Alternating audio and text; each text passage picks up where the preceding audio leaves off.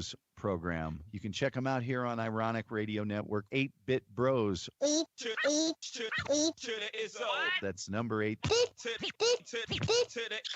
Then bit. Then bros. One word. I strongly encourage you to stay tuned for that. And if you want, they also have a Facebook page and a much better live show. Anyway, 8-Bit Bros, 8 p.m., Ironic Radio Network. It's 8 o'clock, and you know what that means. Oh, what's up, everyone? Welcome back to another episode of the 8-Bit Bros. It is Thirsty Tuesday. We're just going to roll with that because we're all still going from Memorial Day, which was yesterday. With that being said, we have a great show planned for you. Not a kid-friendly show. Adult language, adult content, NSFK.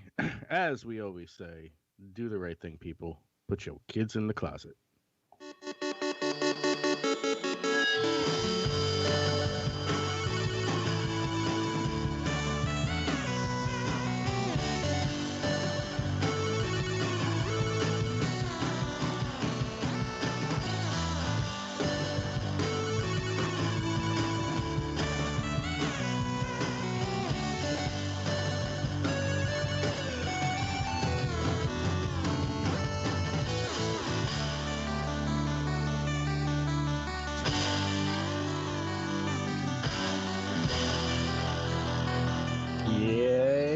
Tuesday, the early edition, or as Ren would say, what'd you say it was?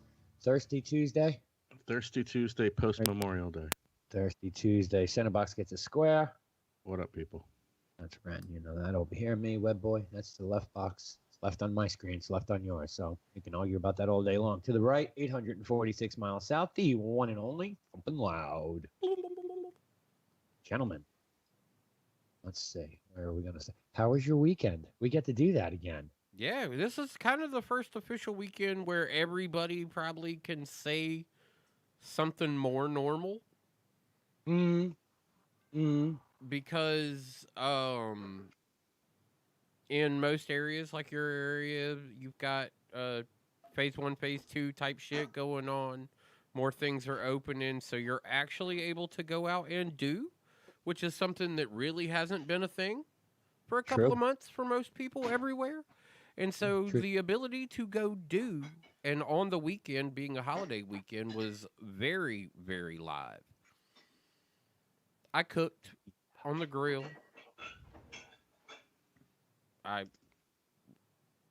Somebody washing dishes? No, in the bar. I was like, what the hell am I hearing? It sounded so odd. Like the sound wasn't normal. I was like, what the fuck is that? But What'd you cook on the grill? Just brats. Okay. Didn't do a whole lot. We were kind of all over the place that day on Sunday. With the race that day I wanted to watch, and then it got rain delayed, and then they finally ran it, which the irony of the situation of when they ran it, iRacing has that version of the NASCAR series after the NASCAR race. Yeah. So at the end of the NASCAR race, I was lining up to go. Jump in the rig and... But what ended up happening was I jump in the rig to go, and they just restarted the race not too long before I'm getting ready to run. And I'm running the Coca-Cola 600 just like they ran the Coca-Cola 600, all 400 fucking laps. Yeah. 4 hours of racing. I got done at 2 o'clock in the morning. There you go. It was 100 laps down. I was involved in 2 incidents. 100 laps down. Ouch. I was involved in 2 incidents.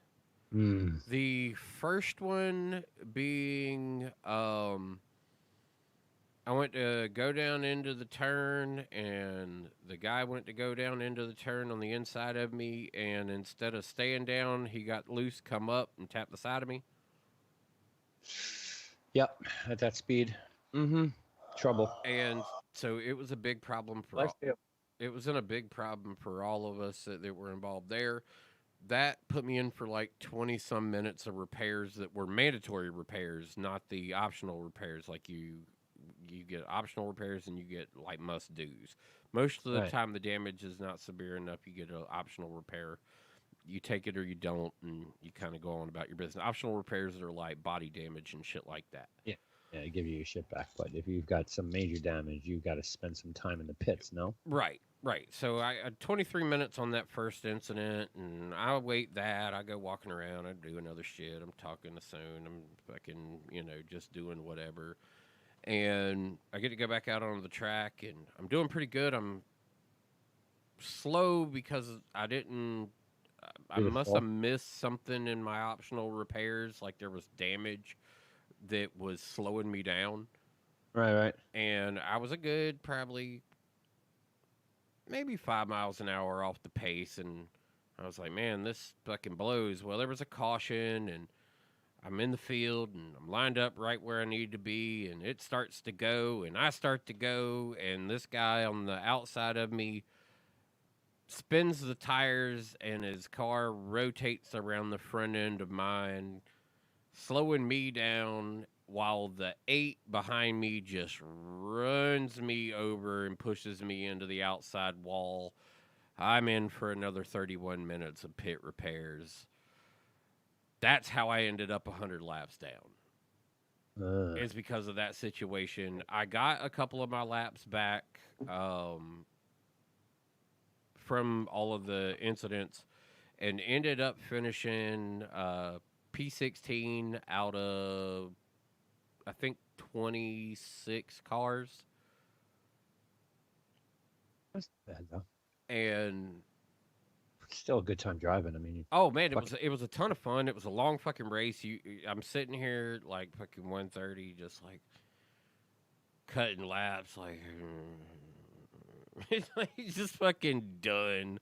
I'm just so fucking done at this point, and I'm like, man, this race just needs to be over. I'm ready to stop driving.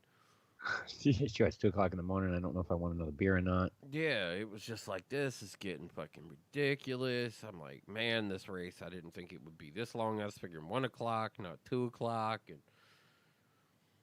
so dealing with all of that, and it was whatever it was. I got through all of it. Ended up with a decent bump to my class and to my I rating. My I rating went up like 0.73 points, which is huge. Yeah, climb for a single race point bump. So yeah.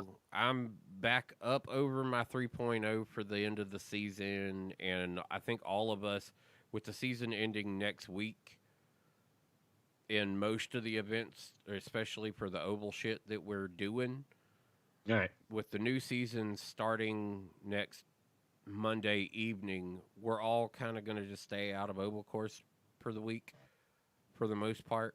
Keep our safety rating up where it needs to be in that class, so that at the end of the season we get our A-class license. So next Monday at 9 o'clock, I'll get my A-class license. Here's one for you, Ren. Unless I go to 4.0. Oh, yeah, yeah. Ren, you've seen some of the iRacing when it was broadcast on television, right? Mm-hmm. Okay, so you know, the realism of it was there in a lot of aspects.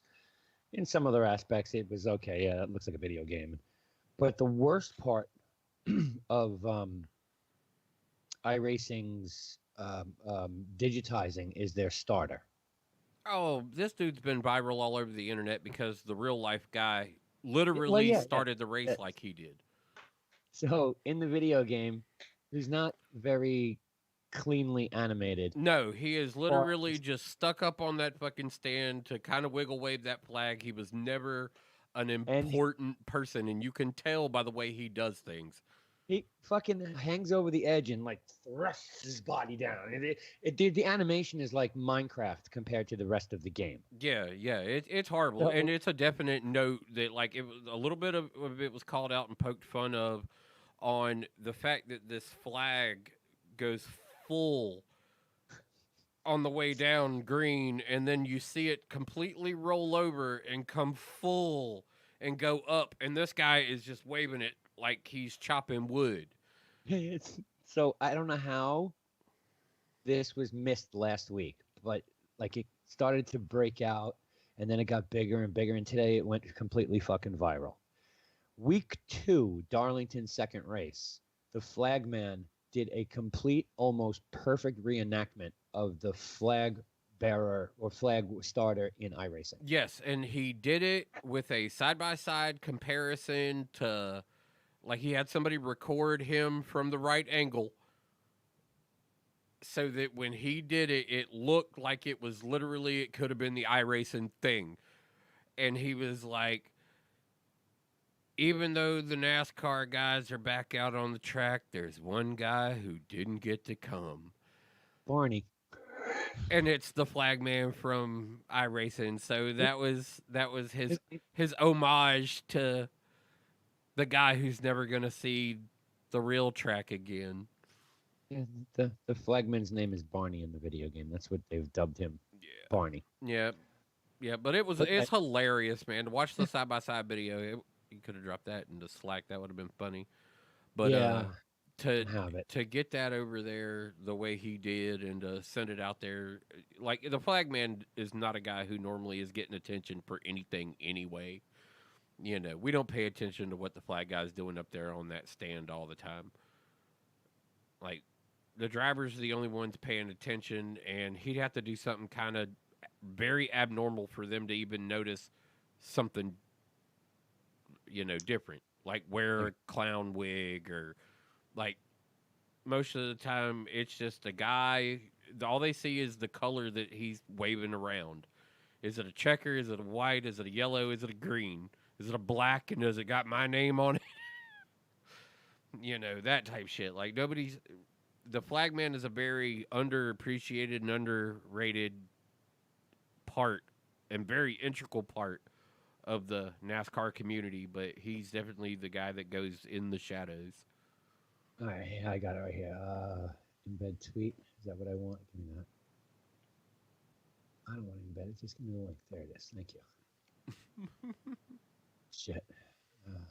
Of course, I don't even have fucking Slack open. No, I'm just dropping it in the fucking chat right here. Yay! That's where it's going. Because we do things here. I think I got that right. Yeah, that's right to the tweet. So mute your shit. You can watch that, but it's 8 out of 10, bro. He gets an 8 out of 10 for this reenactment. Yeah. I'm surprised it's not even higher than that because he's damn near spot on. Like the direction is almost perfect from where it was filmed, and he's almost got the motion like exact. Yeah. Like if his choreography and other moments are ever this good in anything else, he should go like be a Jabberwocky. But it was pretty funny. I thought it was good. Ryan, what'd you do this weekend? What did I do this weekend? Beach? No, weather didn't cooperate for the beach. I was off Friday. Did a bunch of shit around here. Took the top down on the Jeep, drove around, ran some errands, did some things. Cleaned up the patio. Saturday, we went to a nursery and picked up some plants and flowers and all that for the patio. Right. Lola worked Sunday. I just did things around here and chilled out. And yesterday, half the day, the weather didn't cooperate. Didn't know what the hell was going on. Ended up, weather was breaking, so we drove down to Red Bank and got surf taco because we wanted shrimp tacos. Okay. And then we had to drive up to her sister's house to pick up she painted a painting for us for the living room. Nice. So went and picked that up. Went to Wally World and dealt with the line of lines of lines. That's always a line. And yeah, that's about it. I nonstop drinking all weekend. I want to say, I didn't drink every day. I drank every day, but I didn't go ham every day. I don't think I got drunk at all, to be honest. Let's see. Thursday, half Do you day. remember? No, I don't. Thursday, half day, right? No, we did the show. Friday, off. Or half day, whatever the fuck it was. Bloody Mary, 11 a.m. In Sutter's driveway, in the asshole's driveway by 1. I think. Maybe 1, maybe 2. Drink. Come home, drink more. Party. Saturday? What was Saturday? It was shitty weather, right? Saturday was the inauguration kickoff of Sayreville phone calls. Or was that Sunday? It was Sunday. That was when I had everybody here. Right? What's today? Yeah, Sunday. Sunday I had the party. Had everybody here. 8 people, including, well, my household. Eminem, Kehoe, our friend. Your household is now 2, though, right? Yeah, it's 2. Okay. So it was 6 people here. The neighbor at 2 o'clock didn't like my music. It's too loud. You're shaking my house. Oh, man. You're using your ion still, right? So the neighbor across the street, I can put mine over here on the side and play music for me and the neighbor when we're outside just sitting on our porches talking and chilling. I'll play fucking like 60s, 70s, fucking just let it jam out. I went to go do something. I was walking over to across the street. That's what it was. I was across the street next door to their house. Right. And the radio's still playing over here. They come over and they're looking like they're looking for me. But Yeah. Buck sees them and is like, "Hey, what's up?" He goes, "Well, we're looking for him. Could you tell him that, could you ask him if he could turn that down? We're trying to watch a movie and the bass is just, it's too much." And I was like right next door, in the yard, standing in the yard next door to his house. It's like, anytime you see a white guy at that house, it's normally me. Right. This neighbor came from 3 houses down the block. Yeah, this one, like I said, they're across the street, up the street a little bit, and it's like, "Oh, your bass is too loud. Could you turn that down?" Fuck. It's just 2 o'clock. Yeah. I Mhm. said, yeah, that's not a problem. I'm good with it. I don't care. I'll lower it. It's not a problem. Not a problem. It was just loud because I was jamming a song. And it was like, oh, it's a good tune. Crank it up. And then she started to walk back and talk to another neighbor and then turned around and came back and said, I really don't think you lowered it enough. It became the negotiation of what they considered Right. neighbor to neighbor to neighbor low enough. Oh, fine. I'll lower it some more. Here you go. I got people showing up. Anyway, can't be too damn loud. People show up, are hanging out, having a good time. Grill, hamburgers, hot dogs. What up, J7? Rack of ribs. 5 pounds of sausage, 2.5 sweet, 2.5 hot. It was more shit. I can't remember. Margaritas were flowing again. Actually, me and the guy across the street jumped in the Subi and went to the farmer's market to get fresh fruit. Nice. We came back with limes and strawberries and oranges and a pineapple. I made pineapple. What did I make? I don't even fucking remember what I was making. Orange pineapple and strawberry lime Nice. margaritas. I think we did about 5 or 6 pitchers. Whole bottle of the hose of Cuervo's Gold Silver gone. That sounds good. And then the party commenced more, and then the music, of course, it got louder. Yeah. You know. Did Yeah. anybody come back? Oh yeah, the po came back. Well, They yelled at us. You need to take it down a notch. I said, okay, great. See ya. And then proceeded to bring out the massive amount of fireworks and blow that off in the street. And then the music went back up, and then we decided to take it in the house at like 11. And that was not a good idea because then the music only got louder as there was a dance party in the dungeon. Oh boy. Oh, wow. And then at 11:30, it was 4 police cars. What the hell? Jesus. before, Ren. You were here the one time, right? Yeah, this No, time. I've missed it every time. Oh, you weren't here. Well, that was when we were about to brew beer or some shit when they showed up. You were here, weren't you? Wait, it's like this weekend? Oh, this is this weekend. Yeah, I threw a party at the house. Said fuck it. Had 6 people over.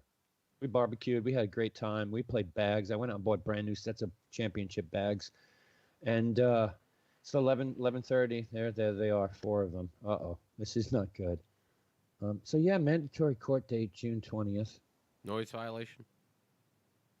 Yeah, noise violation. Yeah, after 11 o'clock, they get pretty tight on it. Yeah, I sent IDK to take care of it. This you got to take one for the team here. I can't have my name on a ticket. True. You got to take one for the team here. This is all on you. I'll pay the fine. Just put it under your name. Yeah, I'll put the financial backing underneath this, but you're going to have to take the title. Hey, that's no problem. I'll just sell my DraftKings. It's not a problem. You sell it Now, yet? what's the fine gonna be? Like $100? I mean, it's ridiculous. $250, and a mandatory court fee, which means It's the for court. like, $250. loud or something? Yeah, we were really loud.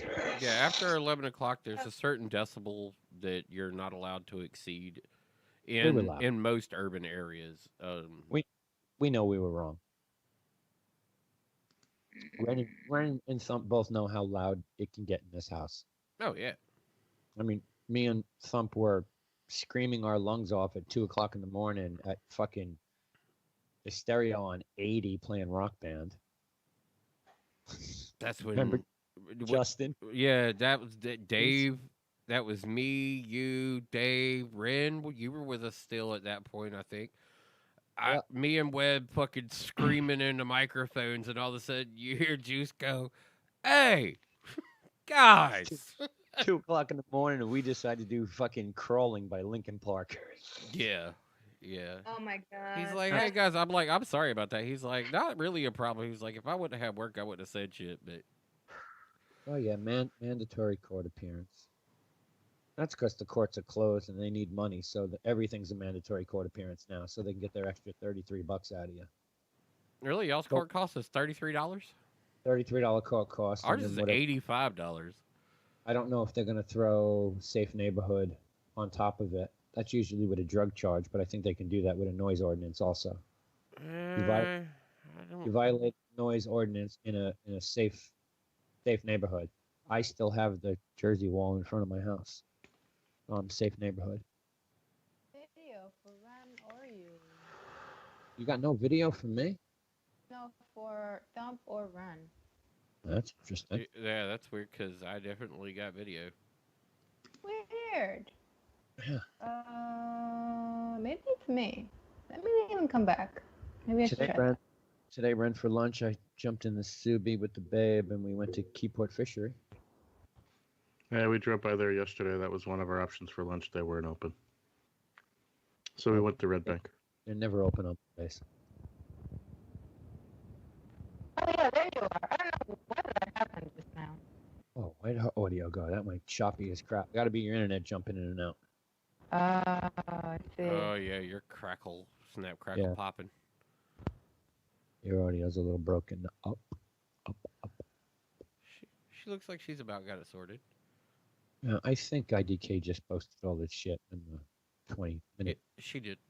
video. I think. I don't know. Not that it's worth it. They weren't that. You can only buy legal fireworks. That's it.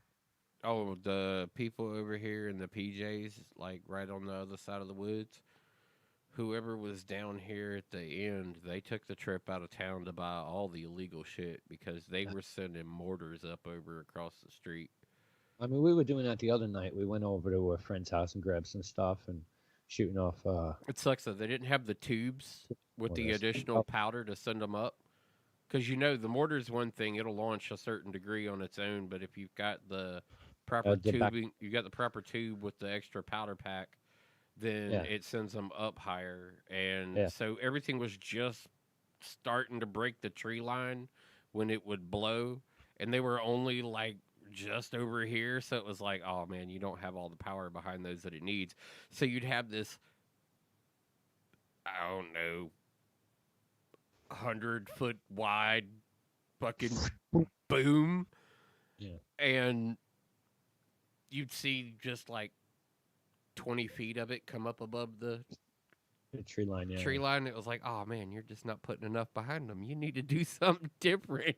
I know Dude, I know you're on a hill over there. Damn it, get some lift on those motherfuckers. My fireworks are great, bro. I think we made it to the first branch. Yeah, first branch of the tree. Not even just the branch. It was all, we couldn't make. You can't go Pennsylvania. We had whistlers down the street that drove my dog nuts during the Angry Dandelion show. I did have 2 nice big cakes though, but there was nothing, high explosive up in the air stuff. But they were 2 nice cakes, man. 500 grams. Weren't bad. That's a big cake. That is a big cake. Yeah, 500 grams, like 96 shot or something like that. But nothing that went up, It was just like ground level stuff because that's all you can buy here. It's legal. But I'm sure my neighbors hate me now. Fuck them. And if they don't, well, they're in for some serious shit next week. I was gonna say they probably had a healthy distaste for you for quite some time anyway. But just, come knock on my door. who who's honestly new in the neighborhood that would be somebody new that would just be like, oh, well, look, we got a jackass in the neighborhood. If they talked to any of the other neighbors, they already knew you lived there. Like it's not even new news to them. Now here's the worst part of it all. As all this is going on and everybody is fucking drunk because we are totally ossified at this point, the girls aren't paying attention to their phones. Uh-oh. They're getting the text messages from friends saying, hey, what do you got going on over there? Because I'm getting a lot of phone calls about your house. So we could have avoided it all had we had just like somebody paid attention to their phone. Because then the popo would have never showed up. The second time.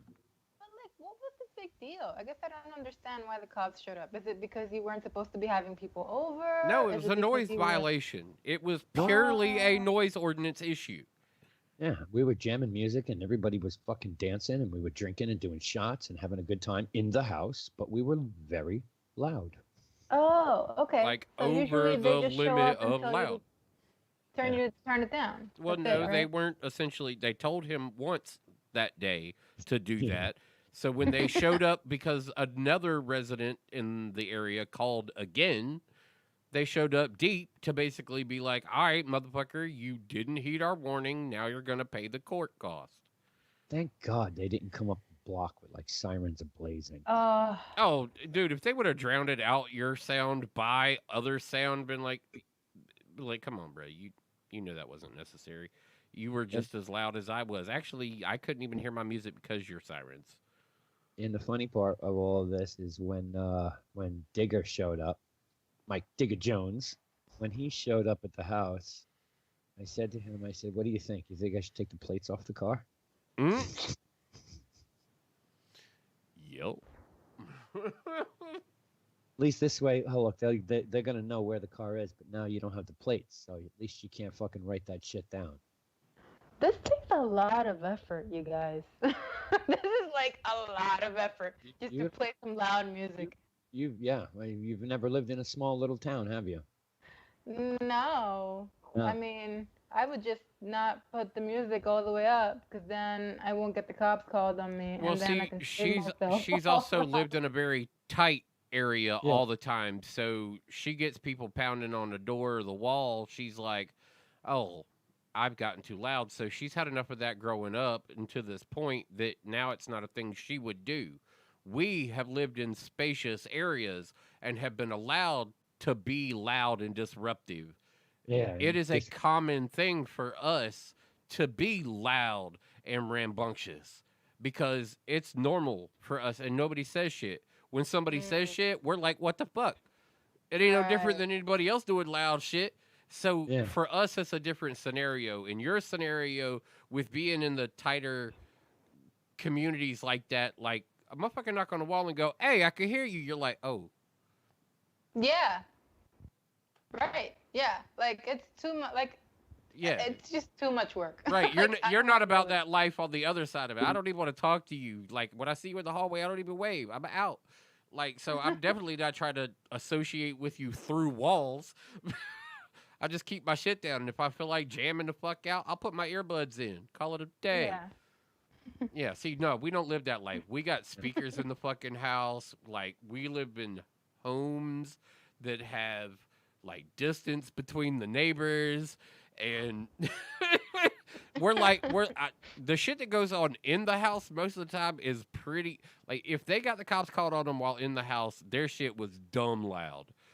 Wow. Like dumb loud, and they were having one of those moments, but everybody was shot out the fucking cannon by the time the cops showed up anyway. So when they got the cops called, they were already so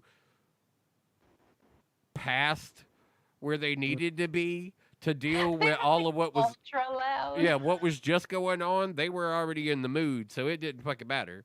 That's like going out on the lake and going fucking cruising around high speed all fucking day in the skis, and then turn around and come back into the fucking area and miss the no wake sign and be like, "Neep." All of a sudden you got patrol showing up going, hey. Did you not see the no wake?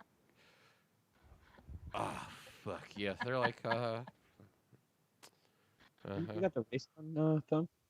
What, tonight's? Nope. Yeah, Where's yeah, that? FS1? I don't know. I'm just following over on NASCAR. I think it's a truck race. Oh. The bounty's back in effect. Oh, as it should be. Yeah. So tonight's, this is last. No, I don't think it's his last. I think there's one more after this that he's racing in. But this time the money's being donated. If anybody collects, the money's going donation. Right. If any of the Cup guys beat Kyle Busch in the race, then they'll donate the money. Yeah, well, good luck, man, because he won the last one. Just won the last what? Was it Monday evening? Yeah. He won the one last night. Yeah. Oh yeah. Last night in the Xfinity, every leg he won everything. Period. Everything. Yeah. So I mean, wire to wire, basically. I don't know. I think it's padding his fucking stats, and I do. That's an even further amount of respect I lose for him, is because to put yourself in a conversation with greats in this sport. True. Petty's 200 wins were Cup wins. Yes. Well, that's always undeniable. I mean, and so, you talk about GOAT conversations where you go into, is Montana the GOAT, is Brady the GOAT? Well, Brady is definitely now a GOAT. Yes. Like, he's a GOAT. Nobody He's a GOAT? He's a GOAT. Greatest of all time. Yeah, he's a GOAT. Jerry Rice is a GOAT. Montana's a GOAT. Yeah. Michael Jordan's a GOAT. Yeah. Michael Jordan's the GOAT. Well, yeah, but the thing is after enough time goes by, there's arguments to be made on whether guys have put together the right platform, and nobody's ever going to agree on one GOAT. That's the thing. Even with Montana and Brady, it was like Montana went 4 for 4 in Super Bowls. I don't care that you've got 11 appearances with 7 rings, Tom Brady. I don't care. Yeah. It took you 11. It's like LeBron. Like talking about LeBron and his championships versus Michael Jordan and what Michael Jordan did. No. Right. Jordan. It's not the same Jordan thing. went and stacked rings. You didn't stack rings like he did. You traveled all over the country trying to put together super teams in order to make that. Jordan made it happen in Chicago, period. Yeah. And so when the conversations are had, but look, I can't deny the fact of what LeBron's did. He currently is one of the greatest basketball players in the modern era to play the game, period. And you can't take away that level of success. So for guys that didn't see Jordan play and gals that didn't see Jordan play, then maybe Michael Jordan's not your GOAT. Maybe he's not ever in your eyes going to be on that level of a player that you were able to witness play the game at the level LeBron's playing. Maybe that's why LeBron is your GOAT. Maybe that's why Kobe is your GOAT. Like, you didn't see a Magic Johnson, a Larry Bird, a Michael Jordan. You didn't see these clashes of what were considered these titans of their time period on the court. And there's a reason why a lot of older people have a lot more respect for Jordan and will never let that go. Same thing with why they're not letting Montana go in that conversation when they talk about quarterback GOAT. But now there is one that everybody agrees. There's one guy that has always been addressed as the GOAT, and that was Jerry Rice. Point blank and period. Doesn't matter who talks about him, who talks to him. He's always called the GOAT. He's such a humble man, too. Yeah, and he, wide receiver, greatest of all time. Hands down, point blank, fucking period. And there's never an argument about it. Nope. Like, there's nobody brings up a debate, tries to compare him to anybody. Like, he is probably the only player that can be essentially really coined the GOAT in the National Football League, because he is that motherfucker that nobody denies that he is that motherfucker. Yeah. Hey, Jess. Yes. What did you do this weekend?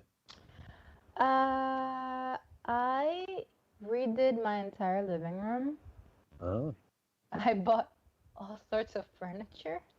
nice. I got rid of my dining room set and I purged a bunch of stuff I didn't need. And then I got carried away and then got an accent chair. And then I got this like really mid-century looking like ornament to go with it. So now my living room is completely different. It's kind of bananas because I now have too many chairs. I realized I bought too many chairs. Just gotta figure out something else to purge. Yeah, it's a whole thing now. I probably bought too much furniture. I bought this very cool accent chair. It's like mid-century, like leather, brown, very nice. Ooh, I actually have a black leather and wood queen size bed frame that has that. It's got the brass buttons into it, like, and it looks thick padded leather. It's that got that whole mid-century, like, real rustic looking hardcore. They got it put together the other day. I was like, I was like, I got really sweaty putting it together. Well, yeah. It was like... I do that kind of shit every day. That is my job now. Is I literally put all that stuff. You could have paid a guy like me to come out and actually put that shit together. You could have brought it by our facility. Could have put that shit together. Nice. I don't know. It was like a fun project. And then Lucian and I have been going through this whole, like, we're like remotely watching things together. So we watched... Y'all haven't had your first COVID connection yet? No, it just isn't really working out. Like, he seemed to have symptoms at one point, and then he didn't. And I'm like, maybe you should quarantine yourself for 14 days. And then I was like, well, it'd be cool if we could both just get tested, right? But apparently in New York, it's like you're not supposed to get tested unless you have symptoms or you know you've been exposed, like, for sure. And I'm just like, but what about if you just want to be clear to, like, go visit an elderly family member or something like that? It's like, no, you can't do that. It's like, okay, fine, jeez. Yep. So annoying. So I don't know. We're just gonna chill out for now. It may just be another week or two. Wait for stage 3. For stage 2, like, like. Hey, Cuomo won't open the beaches yet. They're still in fucking phase 1. Oh. Yeah. Yeah, he's being a pussy about it. Oh, well, that blows, because we're at stage 2. We were at stage 2. Yeah. But not now. Our pools aren't opening up yet, though. We saw that a lot of the places where the pools should and would have opened, like we did notice the pools are ready to go, like they've done all their work there, but they're not opening them yet. Yeah, I don't think public pools are open yet. No, they're not. It's got to be like a stage 3 and at the end. So just in time to not open the pool because it's September and it's time to close it, they'll open the pools. Right. Yeah. I think it's going to be more like, if I'm being realistic, it's probably going to be like July, August. Yeah, I was going to say July 4th weekend pools open. They're starting to listen to what the hell we've been screaming about. You got to open shit up now. You got no choice. You have no choice. 75 days, people. Yeah, but our numbers are not looking real nice either, though. Like, just as a country, our numbers took a weird turn. Well, yeah. All of a sudden, you got, there's a hell of a lot more testing out there. You can see that by the numbers going on. Who's testing, who's not. I mean, other countries are turning around going, well, we just tested 9 million people. What the fuck are you doing? Yeah. That's true. We need to be testing a whole lot more people. For sure.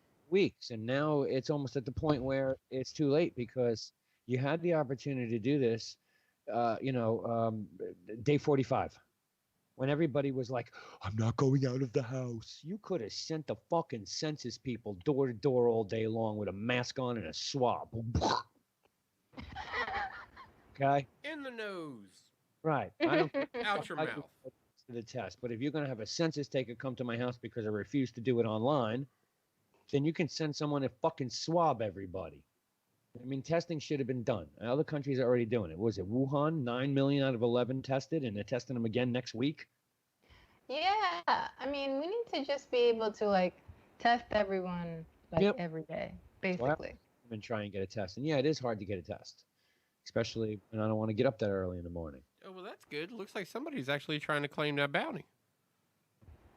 Oh, yeah? Chase is leading it. There you go. That's only stage 2, though. But, I don't know.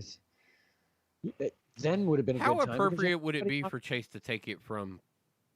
After the last week? Yeah. Yep. Mm-hmm. Yep. And the other night, this disaster.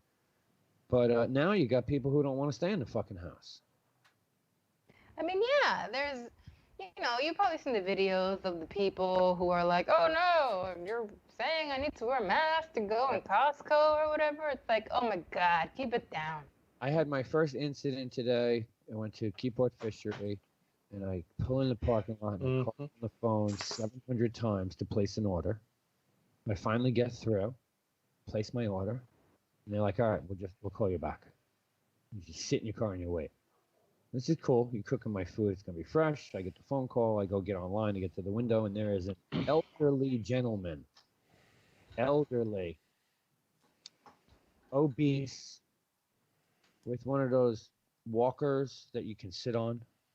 Oh, wow. And he's walking, and he's at the window, and I'm hearing a commotion as I'm getting in the line, and the guy behind him happens to be a doctor, and he's screaming at this old man, "Put your fucking mask on and get off the line." Damn. This guy was, pushing 70-ish, maybe more. Very heavy, obese. I mean, this is the perfect person who should be wearing a mask. Yeah. Yep, and he's full of fuck you and vinegar. Yeah, big time. Piss and vinegar is right. Mm-hmm. I mean, just looking at him, I'm looking at him and I'm going, oh God, this is like fucking diabetes and fucking chronic health disease shit. And this guy's no mask. Now, I don't give a fuck if you're asymptomatic and I'm breathing all over the place because I got my mask on. That's going to save me. If that doesn't, then God will. God will. Trust me. God. Yeah. But, I'm thinking to myself, this guy should be wearing a fucking mask of all people. I mean, would you want someone coughing on you? Yeah. Perfect guy who's going to keel over and die from this. Yeah. Yeah, true. Wow. Kind of that was my first incident. I've seen all the videos. I saw the video of the woman in the Staten Island store, which was very close to where I used to live, grew up. So I know the area very well in the store. And that shit was crazy. They chased her right out of a Pathmark, Walmart, whatever the fuck store it is now. But everybody, they just chased her right down the aisle. Get out. Yeah, and I like the way the Costco dude employee took care of that other guy. He Yeah. goes, "You need to leave." He goes, "I'm not wearing the fucking mask." And he goes, "Well, then you need to leave." Yeah. And he was like, "Sorry that you feel that way, but we ask that you wear a mask inside the store. It is currently the store's policy that this is required of all guests who wish to come in and shop during our hours which were open. You need to be wearing a mask."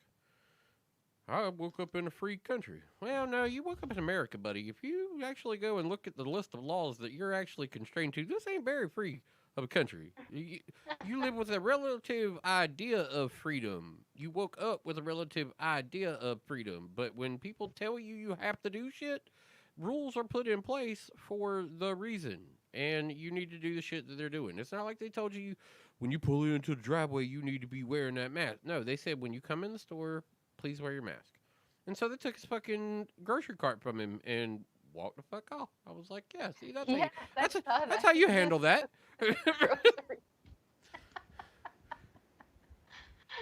Like, you don't want to wear a mask, all right? He's like, wait, so you're really gonna take my cart? He's like, yes, sir. And he turned around and he walked off. I was like, and that is that. Meanwhile, dude's still standing there like bitching and complaining. It's like, dude, And your like food the is person gone. recording it was the guy. He was like, "Yeah, I want to make sure I get this on video because I'm gonna sue you." And he's like, "Okay, sure, you go ahead. I'm asking you to just leave." Yeah, we are about that life. Go ahead, do what you need to do. Y'all got any thoughts on this other viral video that's been hitting hard today? Which one? The Ramble Park one. Oh, I didn't see that one. Oh, is it the one with the people hanging out at the pool? No, the No. Cocker Spaniel incident where the lady has got her dog off the leash running around in the Ramble. No, I didn't see that. Yeah, she's got her dog running. Yeah, let's see if I can pull it up real quick. Web, you on that? Is this the one who calls the cops? Yeah, she calls the cops on there's an African American man who is a bird watcher, who is in the Ramble specifically for the reason of watching the birds, and there's standing right next to a fucking sign that says all dogs are supposed to be leashed all the time inside this fucking area. Here you go. This is straight from Heavy, so it's even better because they don't get. And it's white woman calls cops on black guy. Yeah. So this scenario plays out, and not for anything, all the repercussions that have come out of it were so appropriate. Yeah. Because her work did an investigation into what the fuck she did and fired her. The mayor of New York City, Bellagio, called her a racist. Like straight up said, this girl is definitely racist.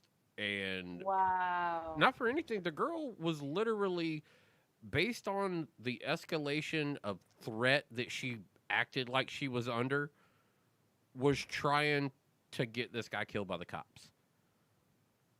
Because she was like, this African American man is threatening me. And then she got more and more stressed. Like, they're 15, 20 feet away from each other.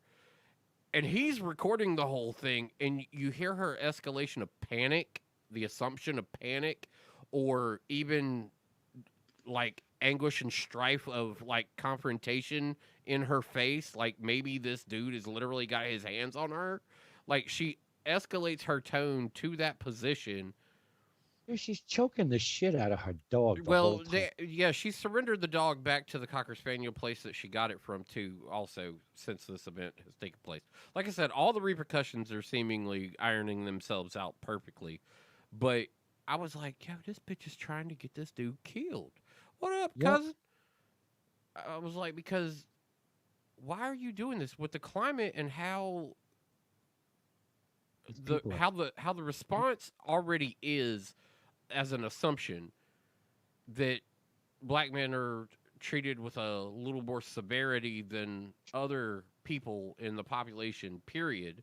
Racial profiling. When the cops are involved, and the amount of African American men who have been shot by the police officers, plus the one that was just shot by people in fucking Georgia, like she was literally trying to bait this situation up to the degree of panic to have these cops show up with guns drawn.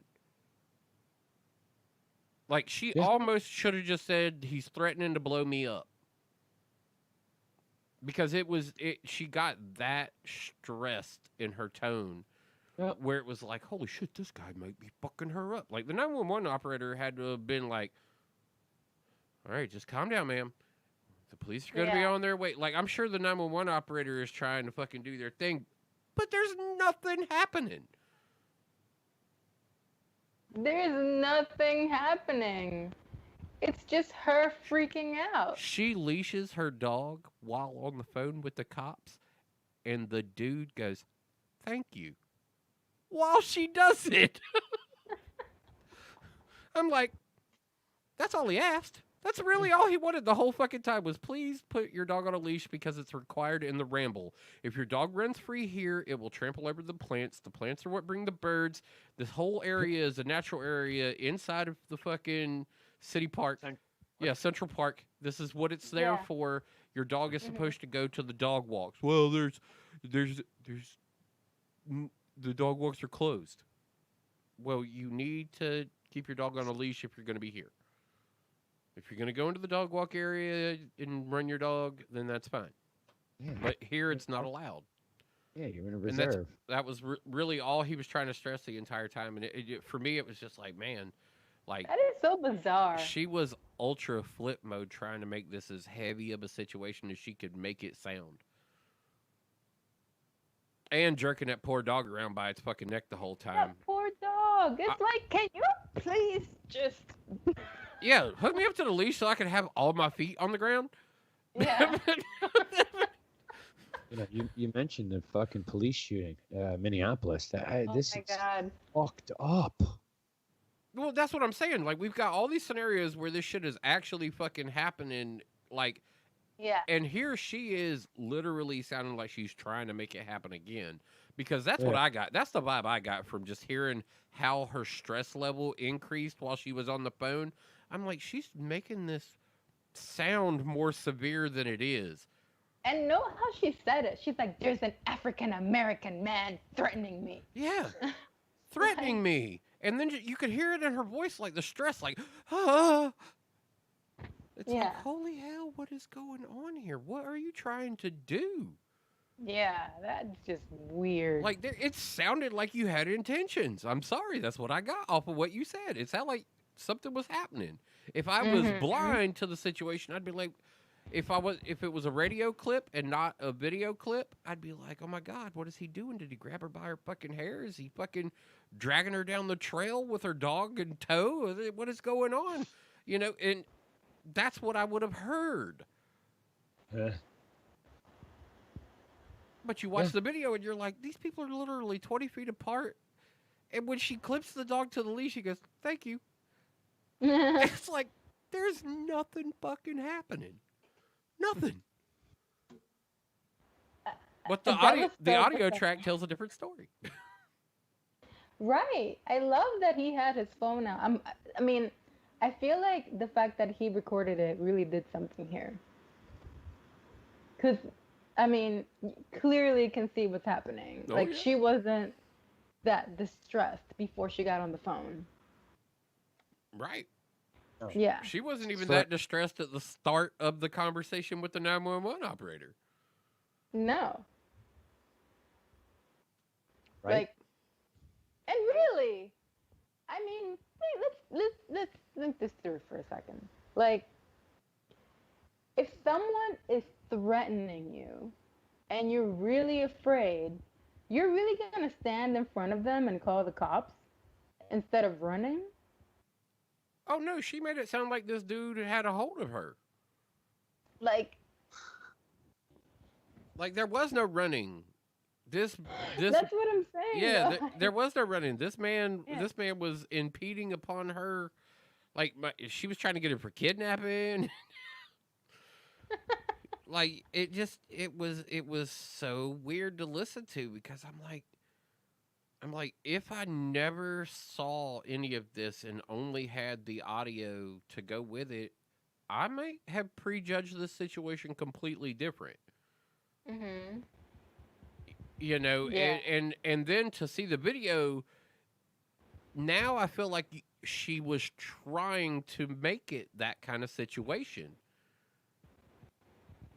And that bothered me more. I'm like, this bitch is really trying to manipulate this situation to possibly getting this man hurt. Mhm. Wow, that's just bananas. That's crazy. But they lit her ass up. Social media lit her ass up. Then an investigation was done. Her job laid her off and was like, an investigation's being done. And after 2 days or something like that, they put another release out saying that after our investigation, we have released Miss Amy Cooper.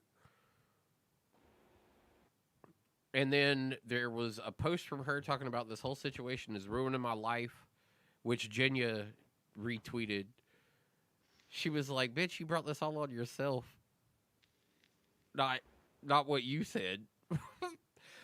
but so she's like, "This is really ruining my life," and she put out the apology, which sounded very bleh. And then the shelter that has possession of the dog said that she had adopted it 2 years ago, Mhm. and that they have the dog currently, and it's in good health. Oh, okay. At least that dog isn't with her. I wonder why she surrendered the dog so quickly during this situation, though, because I would want the ASPCA to still go in and do their investigation, even though it's not for this particular animal. I would check to make sure she doesn't have any other animals in her control either, because that type of uh, that's abuse. Yeah. You know, that type of behavior there, it shouldn't you shouldn't be allowed to do that with these domestic free spirits, Yeah. you know. And so, I mean, if you got a shithead dog, there's certain things that come to agree. You need to put your fucking foot down every now and again.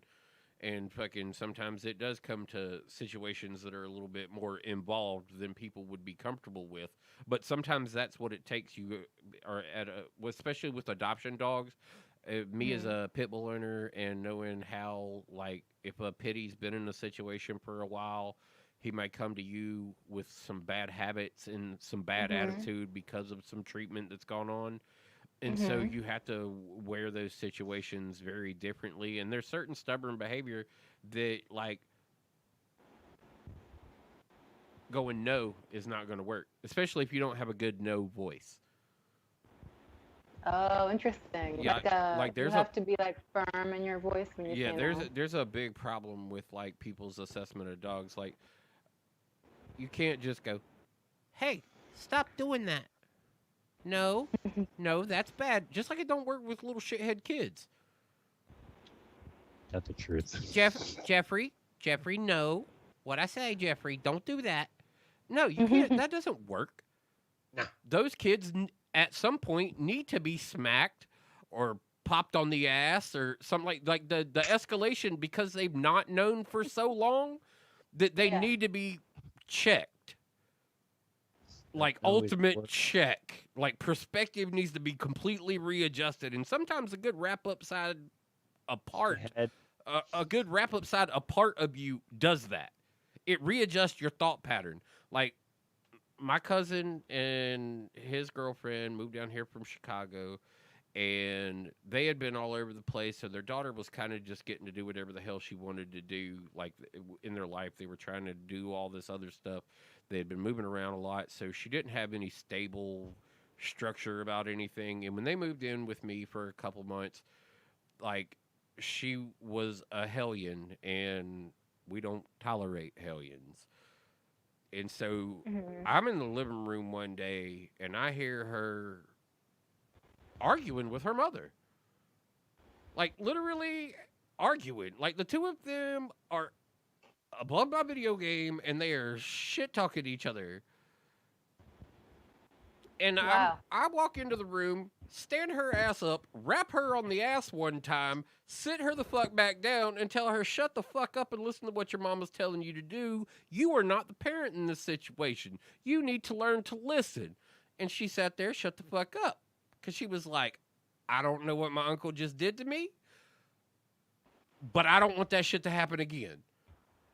And that was it. And she's a really good kid now. She's loved being down here. I am officially her favorite uncle.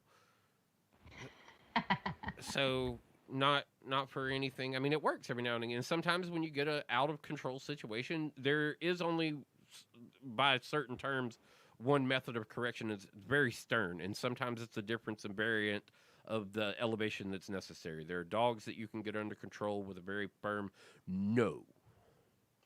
I told you that we're not doing this. And then there are dogs like my BB that I'm like, no. And she sits down and her tail starts wagging. It's like, I know what you're trying to do. You're trying to hit me with the sugar, and I don't give a fuck about your sugar. She's like, but look at me. I'm so pretty. And it's like, wait, yeah, okay. Look, come on. We're not fucking around doing this. Just come on. And by that point, she's calmed down enough about the situation, but it takes a lot of negotiation with de-escalating her. Okay. Is she also a pit bull? Yeah, all 5 of mine are. Wow, I didn't know you had 5 of them. Oh yeah, I'm a boss up in this motherfucker too. So. I thought you just had 2 for some reason. Nope. I have Ruckus, who is the old man. He's papa to 3 of the dogs I got. BB is the only female I have. She's mama to the other 3 dogs that we got. And then there's John Coffee, Silver, and Red. And they're all very different personalities. And Ruckus is the only one you can tell who was taught by one person completely the way he needed to be taught. Really? Yeah. My girl and I didn't have the same level of parenting with the other 4 dogs that we have, and you can see her influence into things that makes different variants of things for us more difficult. Did you get them all when they were puppies, or did they come to you later? I got Ruckus when he was able to fit in my hand. He rode around with me for probably a year in my locksmith truck in the passenger seat and got to meet every customer. Like, the only problem Ruckus ever had with another person the entire time I've had him was there was a very vagrant looking fella walking up the street, and he looked out the van window and was like, I don't trust that guy. And it's the only time he's had a problem with a person. Wow. So I don't know what that situation was, but we didn't get near that guy, and we never saw that guy again, apparently, because Ruckus has never had another incident with any other person ever. It's always weird like that, isn't it? I've seen dogs have issues with like one specific person. Yeah, I was always told if pets and grandparents don't like somebody, then you should probably just not fuck with that person. Just let them kind of come and go out of your life. Yeah. Like, they're way better judges of character for the most part than we are. Old people, because they've been on this fucking planet long enough to see all the different types of shithead that could come into existence. And then dogs, because they've just got that, like dogs and cats and shit like that, they just got this sense. Yeah. Right, exactly. I feel like, but I think dogs in particular have a good sense of like, I think if a dog doesn't like you, that's like, because they love everybody, right? Like, they're just like these. Yeah, except for the one-off situations where you've got like certain dogs that we're just put in bad spots and never got over it. Right. Like, I had one that was put in a really bad spot, and then I got him for a brief stint, but he wasn't mine. He belonged to somebody else, and so I had him in my life, and could tell that he was kind of been through some shit, but he was gonna be all right. And then I ended up being given that dog from that person after a time where they ran into a situation where he scared them. Wow.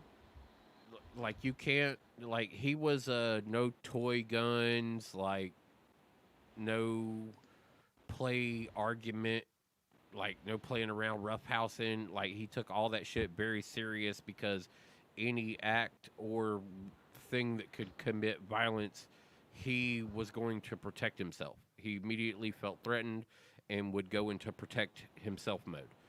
Like that was his immediate thing. Had a head the size of a bowling ball. He was a pit and lab mix, and was really one of the sweetest teddy bears in the world. But there were guidelines of things you had to do around him, or it would trigger very bad PTSD for him. Like you could tell it was serious, like serious for him. Like I couldn't bring up my paintball gun. Wow. Like he would just Oh, be he like, must have been in some really bad spots. oh yeah, I feel like he was probably dealt a real fucked up hand, but ended up living out a pretty good rest of his life, and his name was King, and he was he was a great dog. He was a wonderful, wonderful dog. Nicknamed Bowling Ball Head because he had one that was as big and as hard as a bowling ball.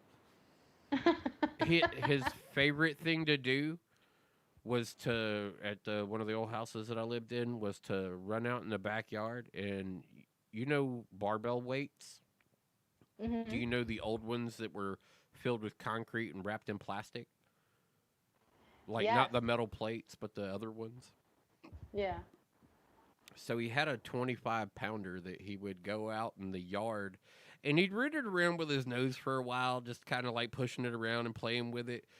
But his real intention for all of that was to get it pushed up against a root or a tree where he could get it angled up so he could grab hold of it, and he would pick it up and he would carry it and run around the yard with it in his mouth. A 25-pound barbell weight filled with concrete. Like, that was his toy. Wow. And it was that's intimidating, bro. Like, yeah. it's like, that's a little intimidating. That's like some crazy, jaw and neck strength. Yeah, you come around the corner of the house and you see dog holding barbell weight. You're like, yeah, I think I'm just gonna go back around front. I'll see if the next house is not locked. Yeah, because I am not fucking with this one. It was funny. He got loose one day out the front door in that same house. He busted out the front door and he come charging up the road. There was this dude on his bicycle, and the dude threw himself off the bicycle and pushed the bike towards the dog, and tucked and rolled into this guy's back window of his car, like stuntman style.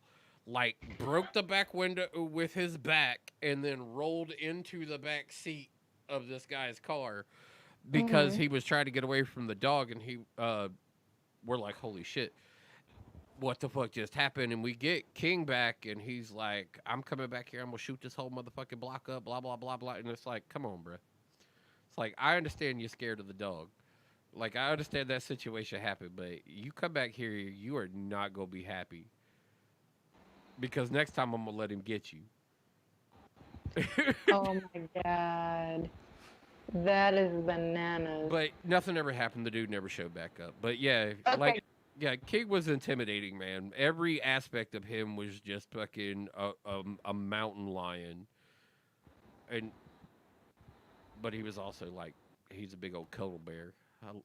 Like, you could just lay on the floor and he'd just fucking come roll right next to you and be like, so we're gonna do this right now? It's like, yep. I really love big dogs. I don't really like small dogs. I want horse-sized dogs. Small dogs are mean. That's been my general thing. Small dog. Yeah. That doesn't mean it's dog. what is it? The fucking Chihuahuas are like the meanest. I fucking I bark. would argue Poodles.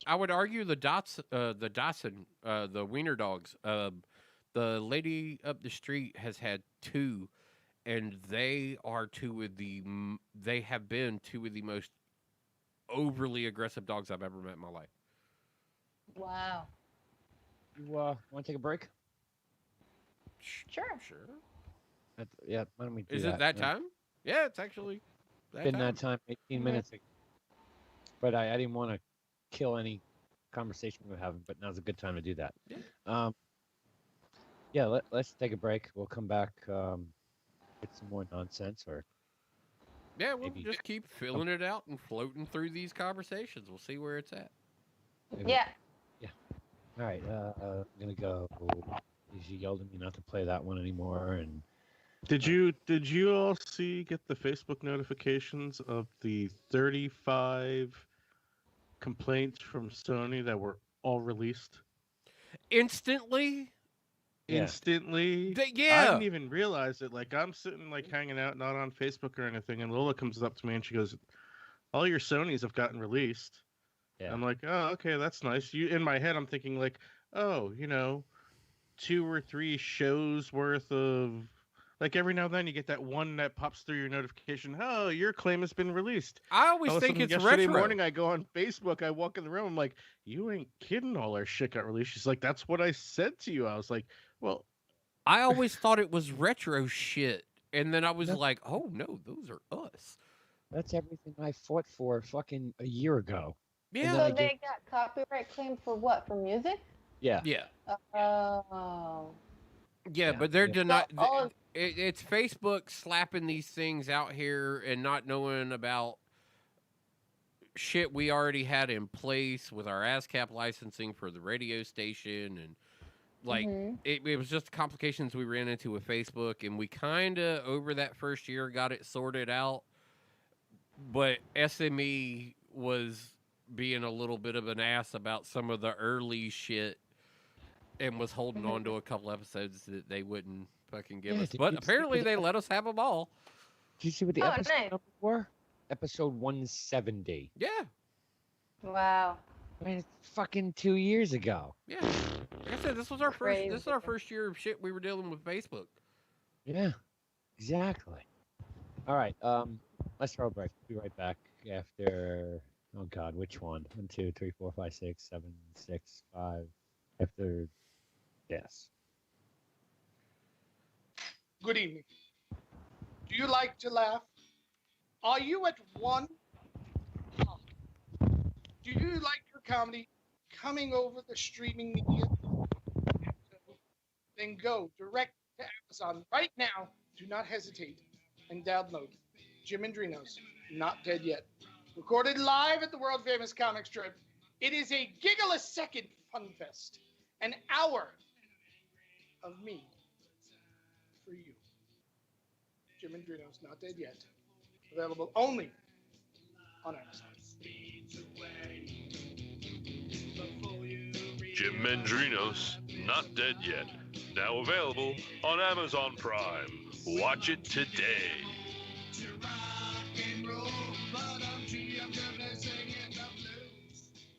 Over the years, you've brought them into your home. You were prescribed opioids after the C-section and after Dad's back injury. They helped when you were in pain, and you held on to them just in case. But did you know holding on to unused opioids puts your family at risk? Trouble with opioids can start at home with unused medicines such as pills, patches, and syrups. You can remove the risk and protect your family. Find out how at www.fda.gov/drug disposal. Hey, everybody out there. This here's John G, and I have a special on Amazon called Living Large. It's a stand-up special. It's funny. It was shot at the Comic Strip Live in New York City. You're gonna love it. You're gonna see me at my biggest. See, a few weeks ago, I had a heart attack. So if you don't want to go watch it because I'm funny, have some pity on me. Go watch my special. Anyway, I'm not gonna be so big anymore. No more living large. I gotta lose weight. They want me to take off pounds. I don't want to take off pounds. I love food. But anyway, go watch the special. It's gonna be funny. And I don't know how much longer I gotta live. I'm wearing this defibrillator thing. I don't know what this thing does. Supposedly it shocks me if my heart stops. My heart stopped years ago. Anyway, John G, Living Large, Amazon. Go check it out before I'm not here to watch. John G. Living Large, now available on Amazon Prime. Watch it today. Hi, I'm Snowy Angel. And I'm Kinky Candy. Have you heard of Spunk Lube yet? Oh, you have got to get it. I mean, really, it's the lube that everyone's talking about and everyone's going to want. Look at that. It looks like real cum. Yeah, I mean, how can that get better? I mean, it's nice. It just feels so good when you rub it all over yourself. Everywhere. And you know what gets better about it? There's different kinds of Spunk Lube. They actually have hybrid. Yes, and they have different colors too. Like, they have pink and yellow and even green. Like, what can get better than that? If you want, like, the kinkiest, spiciest nights, yes, Spunk Lube. Oh, hell yeah. Get spunked today. Today at spunklube.com. That's right. Spunklube.com. Don't forget it. Get yours right now.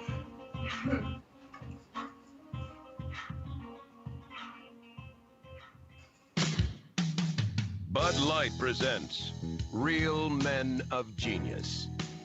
Real Men of Genius. Today we salute you, Mr. All-You-Can-Eat Buffet Inventor. Mr. All-You-Can-Eat Buffet Inventor. You've given us the real American dream. A tray, 15 feet of food, and a little sign that says, "Go nuts, buddy." Pinch me, I'm dreaming. Pushing side dish innovation to its limits, you offer creamed everything and 400 flavors of gelatin. Feed it frenzy. If there's beef, you'll chip it. If there's chicken, you'll fry it. And if there's gravy, well, then everything's going to be okay. Thank God for the gravy. So crack open an ice-cold Bud Light, buffet boy. You know the way to a man's heart and a few hundred tasty ways to challenge it. Mr. All-You-Can-Eat Buffet Inventor. Bud Light Beer, Anheuser-Busch, Fort Collins, Colorado. You got something you want to get off your chest? We want to hear it. Call in 917-720-3038. The Ironic Radio hotline is now open. Ironic Radio, well, isn't it? Remember when you held my hand?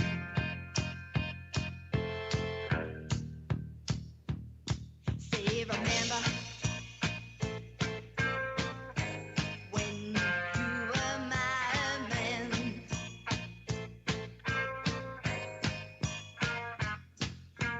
Walk, talk in the name of love.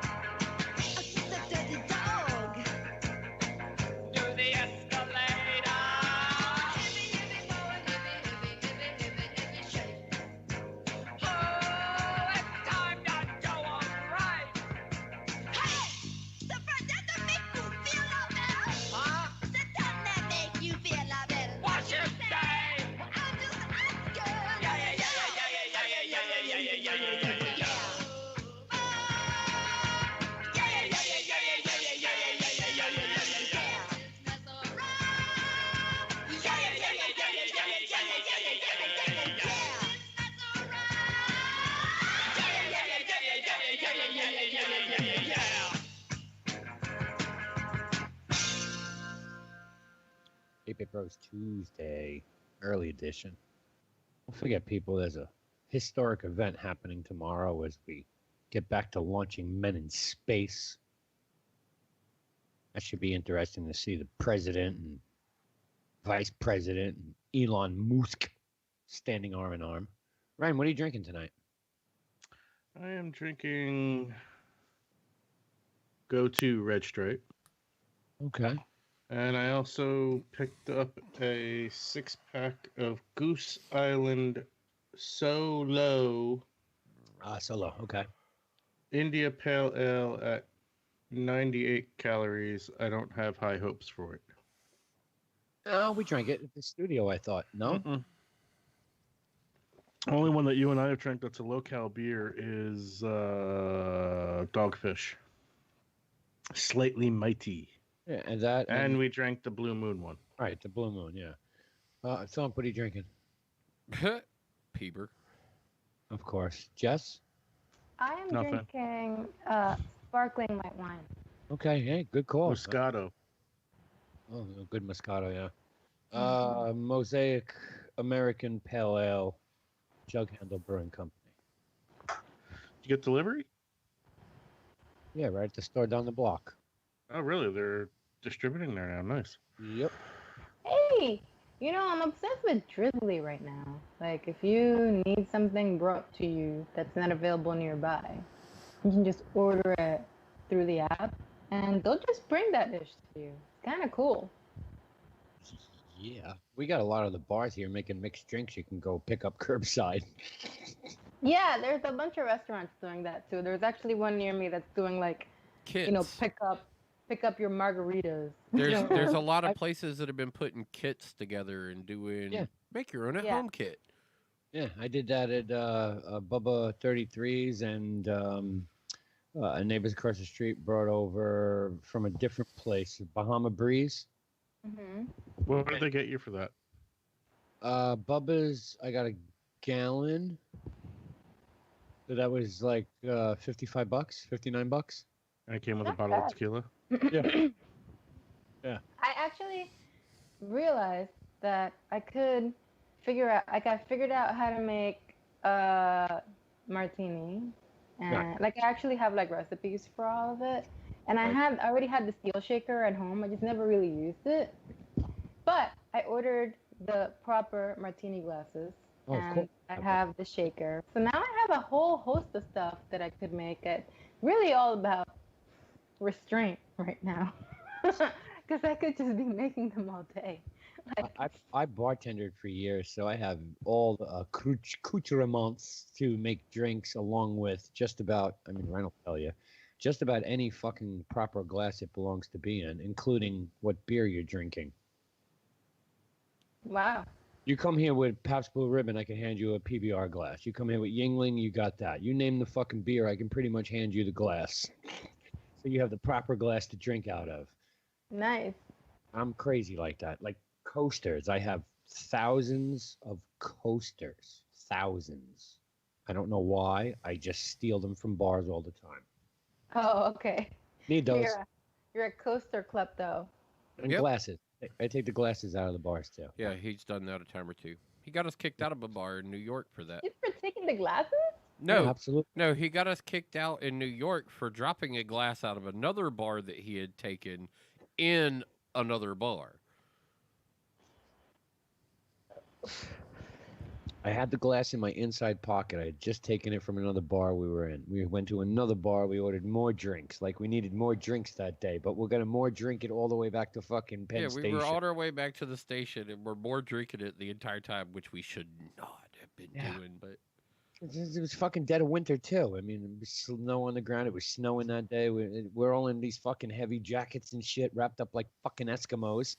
And we get into a bar, and the first thing you do is, take layers off, open up. Yeah. And, you guys were sitting at the fucking bar looking at the menu, ordering food, and somebody dropped something on the floor. I think it was the menu. I don't know. I reached over to pick it up, and the glass fell right out of my pocket. No, didn't Q knock a glass off the bar and you went to bend over to help pick up the shards of glass, and then that glass fell out of your jacket and broke on top of the other glass? Isn't that how it is happened? how that went out. Yeah. Oh, that's right, because she That's You were was, sitting brilliant. right next to yourself, and you're like, "Oh no, here we go." she was shit-faced. I told y'all. And you made me keep listening to fucking IDK. What, that a Southern girl can't handle her liquor?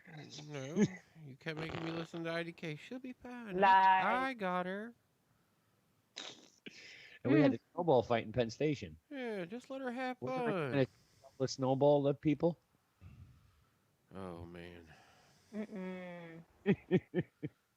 But anyway, I have proper martini glasses now, so That's I can always make. important. Yeah, that's always important because not for anything, Jess. You really want to drink the proper drink out of its proper glass. Yep. Yes. Oh, like that's why there's a difference between white wine and red wine glasses. Yep. Red wine belongs in a red wine glass. It's open more, it breathes more. White wine, nobody cares about. Just pour it in whatever. Yeah. You know, and white wine, it's got its little goblet glass. If you got, a stemless but it's always, that thin, the one you can't get your hand in to wash. And if you do, you'll snap the fucking glass in half because I've done that. Yeah.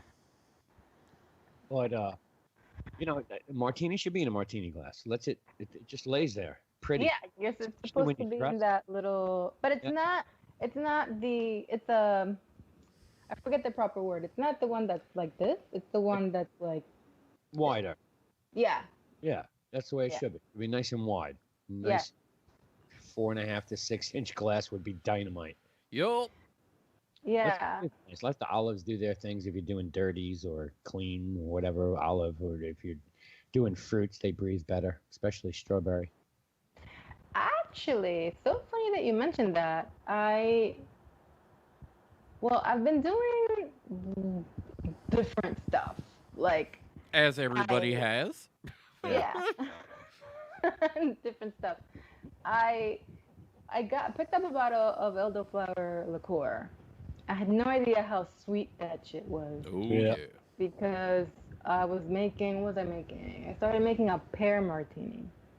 Oh, yeah. See, my favorite martini is a lemon martini.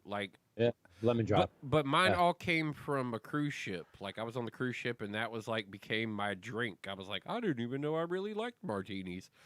I have the recipes from the cruise ship right here in a fucking envelope right here. The bartender, all of his recipes when I got off the boat.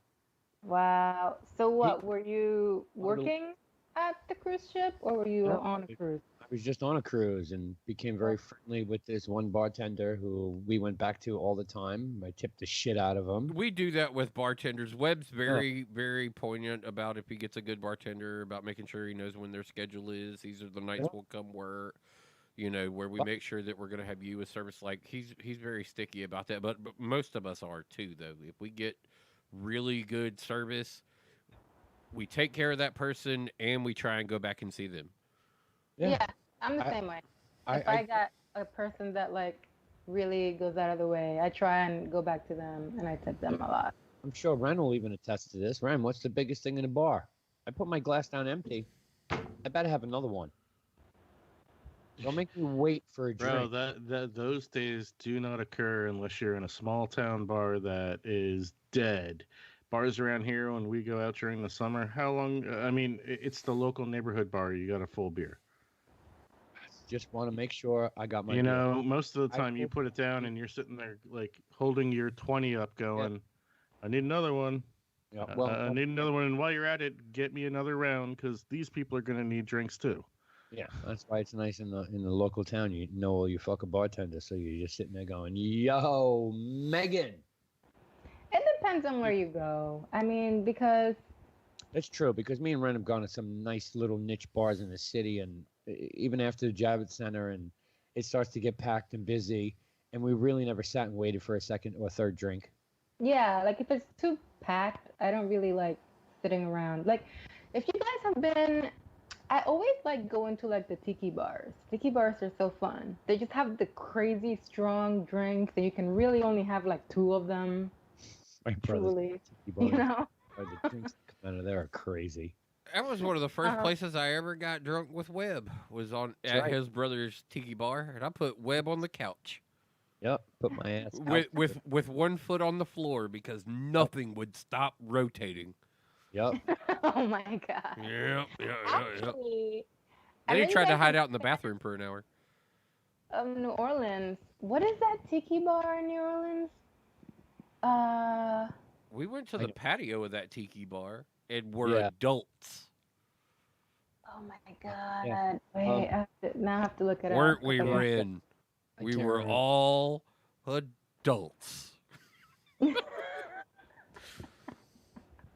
That's what we did at the tiki bar. Right. That was one of the funnest moments, Jay. Yeah. Yeah, we're all sitting back there being absolute idiots, is what we were doing. Uh-huh. When one person leans into the group of us and just goes, "Look at us, guys. We're adults." We're adulting. Yeah. We're adulting. Yeah, and we're like, That we're was the like, night Red fucking lost his right. money. Yeah, that wasn't like Night night Red his lost his money. The next morning he got it back, and that same night I lost my phone. Right? Or was it the night before I lost the phone? Then you lost your money. Latitude 29. That's the Latitude place. 29. Yeah. They had really, really good drinks. Yes. Awesome drinks. Food, drinks, super awesome. Yeah, food is kind of a hit or miss at most of the bars down there. If you go for food in the quarter, especially, go to food places. Yeah. You got it. Like, that's where you're going to get your food experience. Bar food, like, there's a couple bars that do pretty good this or pretty good that, but only that. Like, don't fuck around with a lot of the other shit. Like, just get this one thing that they're really known for serving really well. Everybody should just get that. Just go to over. Don't even just go Yeah, to just go down to the Clover Grill and call it a fucking day. Get your hamburger fucking cooked underneath a hubcap, and that's the best place in the quarters to go eat. Period. Smash Burger before it was even a Smash Burger. Yeah, I remember that is shit hands back in hands down the best place in the whole French Quarter to go get food. I remember that place in 1986. I was like, "What the fuck did he just do to that burger?"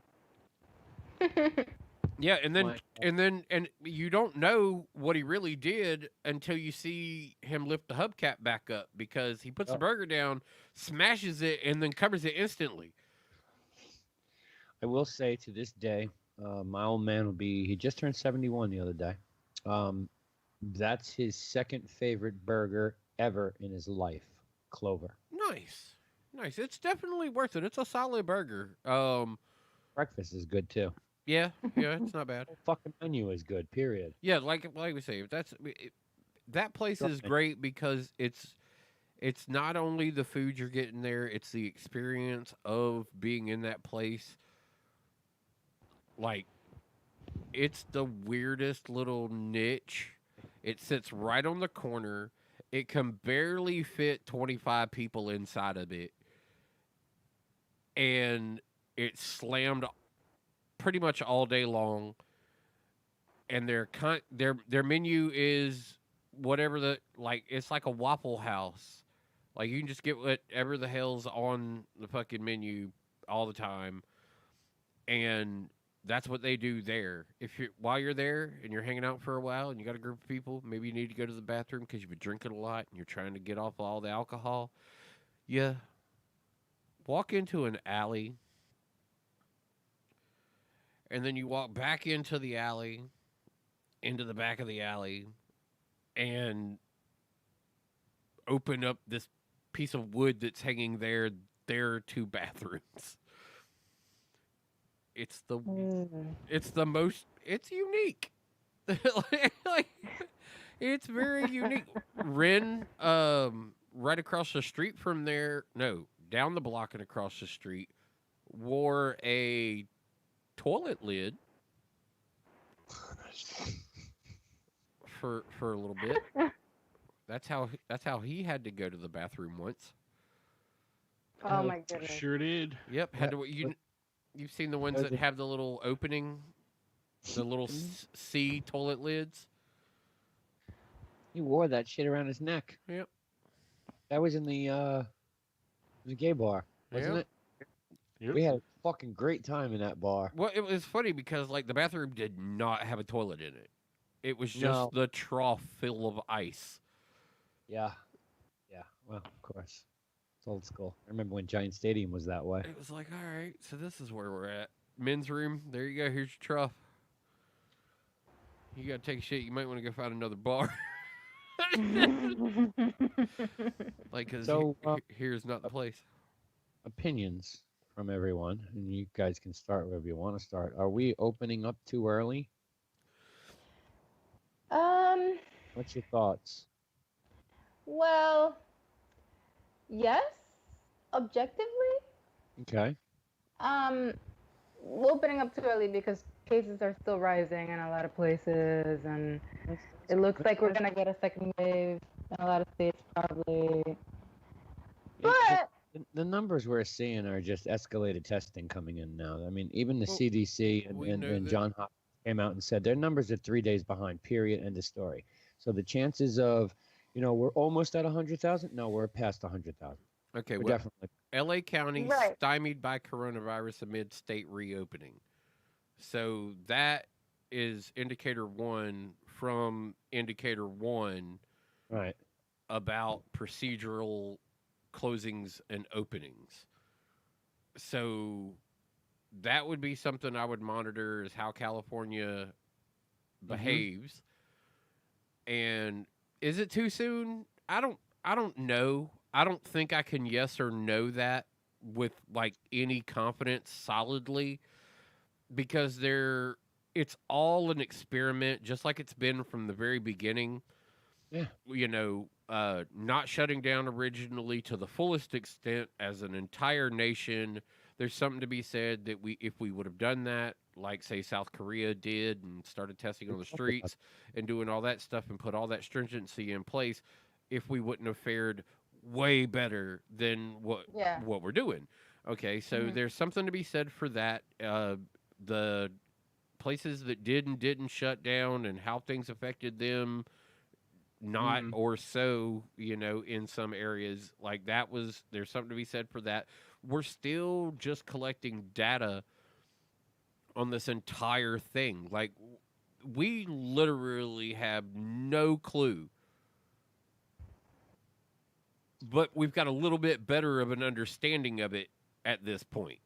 Yeah, but we still don't really have any clue on what's going to happen with any of the stuff. So what we can do is watch our indicators. Yeah. Watch the populations that are dense. Like if you're seeing this in LA, a little bit of a spike amid their reopening, then maybe they'll slow stage 2 down, maybe even go back to a stage 1 opening, or according to how bad it may be, they could literally withdraw out of reopening completely, possibly. But then there are other counties inside the state that aren't having those kind of issues, and they're going to be able to proceed. I think county by county basis on how they're doing it seems to be a good representation. Once you meet the compliance levels numerically in order to hit stage 2, stage 1, stage 3, like once you meet the criteria that's been put down, then if that happens, your county can make the decision to open further and fully reopen. But it's all with the approval of the governors of each of these states, is how it probably needs to be. And are you meeting the criteria put forth? And if you do, then fine, go ahead. Here's the minimum we're going to require. Yeah, no, that's definitely how it's gonna happen. Well, that's how it needs to happen, and the test beds will prove on whether we have to kind of like renege on any of this at all. Yeah. There are a few places that might have gotten themselves in trouble this week. Who? This weekend, there's a few places in different states that were just, what was it? Everybody went to the fucking lake. And now yeah. Oh my God. And That was just Ozark Lake. Made me so Ozark. anxious, Thank you. 'cause Yeah. I wouldn't want to do that on a regular day. Ozark Lake got in trouble. Get away from me. Yeah, Ozark Lake got Why in are trouble. you You saw all the doing this NASCAR. right now? You saw that one dirt track fully reopened. They said they had 2,500 in attendance. Social distancing was recommended but not enforced, and there was no talk of mask. Period. Yeah. There's a concert venue that is opening up. I think they're trying to put a show on this weekend. Who is going to go play that?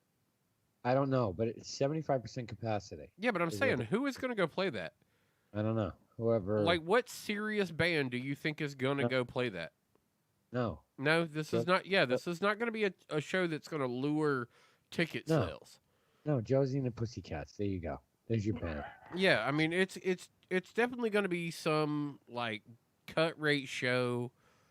Yeah. Of some real hard up fucking band. Yeah, some fucking screamo somewhere in the middle of, I don't know, Missouri or whatever the fuck, wherever it was, Arizona, Missouri, I don't know offhand. Yeah. I mean, I would love to see a concert. I mean, that would be fucking great. I'm still hoping that's a possibility. I've been to the understanding that you have seen lots of concerts. Well, yeah, virtually. You're just dealing with them in a new fashion and haven't had to pay for any of them.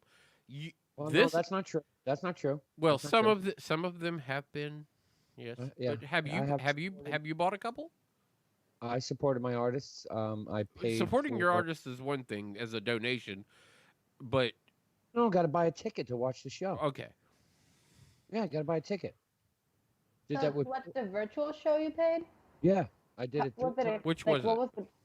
I did it 3 times with Blue October because we were supposed to go see Blue October. I even rent a pair of tickets to go see Blue October. And when they fucking shut everything down, that was like the first concert we were supposed to see in like March. And he decided to take everything online through the website Stage It. Mm-hmm. They do a lot of artists. So I immediately, the babe was like, oh, he's going to do a live show. You know, cool. I was like, all right, cool. Well, oh, wait, then this is going to cost me money? Fuck. Okay. So I threw $20 in an account and you pay the artist whatever you want. Oh, so you pay whatever you want. Right. You pay whatever you want. But the other cool thing is then I can, because I paid, I can gift you a ticket to the show. No, that's So, like, nice. You know, so like if Ren wanted to watch, I mean, you know, all right, hey, here you go, Ren. I know you really don't know the band all that much. I'll throw you a ticket. You know, $4, $5. I'll throw $5. I wound up giving that artist the $20 flat up on everything. I watched the 3 shows. I am trying to get tickets for Vic DiBenedetto. I don't want to fuck up his name, but I just did anyway. Vic's show. He just brought a 3rd one on that's sold out, I think. I'm trying to get in on that too. But yeah, so I've probably spent about $46 on live events. Yeah, much less than you probably would have spent going to these live events, which is good. And I mean, I appreciate you applauding and applaud you for paying for your shows, or at least your contribution into that. But for the most part, you know, there's been a lot of shows that have been done, and the it's concerts and comedies. Comedy shows are the 2 that I'm kind of like the most intrigued by how they're going to handle, because big arena shows, there's something you can possibly do with big arena shows and capacities. Sure. Then there's comedy specials where you can possibly in an arena or large theater show do lower capacities. But these comics that are coming up and all these little comedy shows in every town across America, those tiny little holes are kind of scary.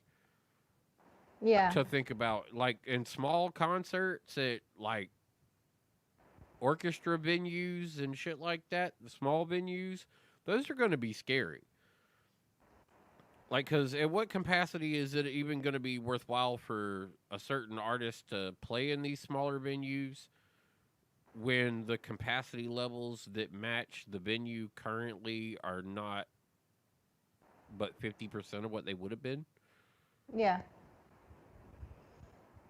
You know, so there's the infrastructure of how the economy is going to work there is going to be interesting to see those work Ticket price is going to be through the fucking roof for anything the first like fucking 4 months. You think?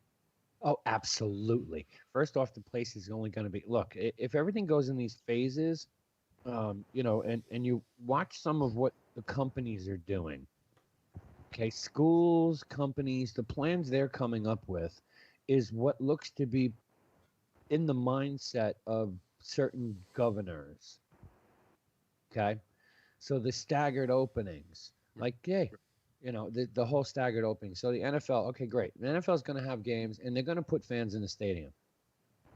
It's not going to be in New York. It's not going to be in Jersey. Okay, even though our mayor over here, governor, turned around and said, let's go. Let's get the sports going. Come on, work your shit out. We've got multi-million-dollar stadiums here. There's fucking revenue and taxes. We got to do something here. Get it going. You know, and then New York on the other side is, whoa, whoa, whoa, whoa, whoa. This basketball idea is great, but ain't nobody playing a game at Madison Square Garden. You know, so you getting these staggered openings. Like Miami's going to have, I guarantee you, Miami could have fucking fans in the stands week 1. End of story. I put Same an thing. article out there for you. Okay. They could, but And they will. It's Florida. Florida will. And most major league sports are behind it because they're looking at Florida and Arizona as the 2 places that you can do this. You see, Florida got tarnished, I guess, with a bad name because of spring break. yeah. Okay, they got tarnished with that, but it really wasn't as big as it seemed. I mean, you only need to be massively stupid once for me to be like, you're probably stupid.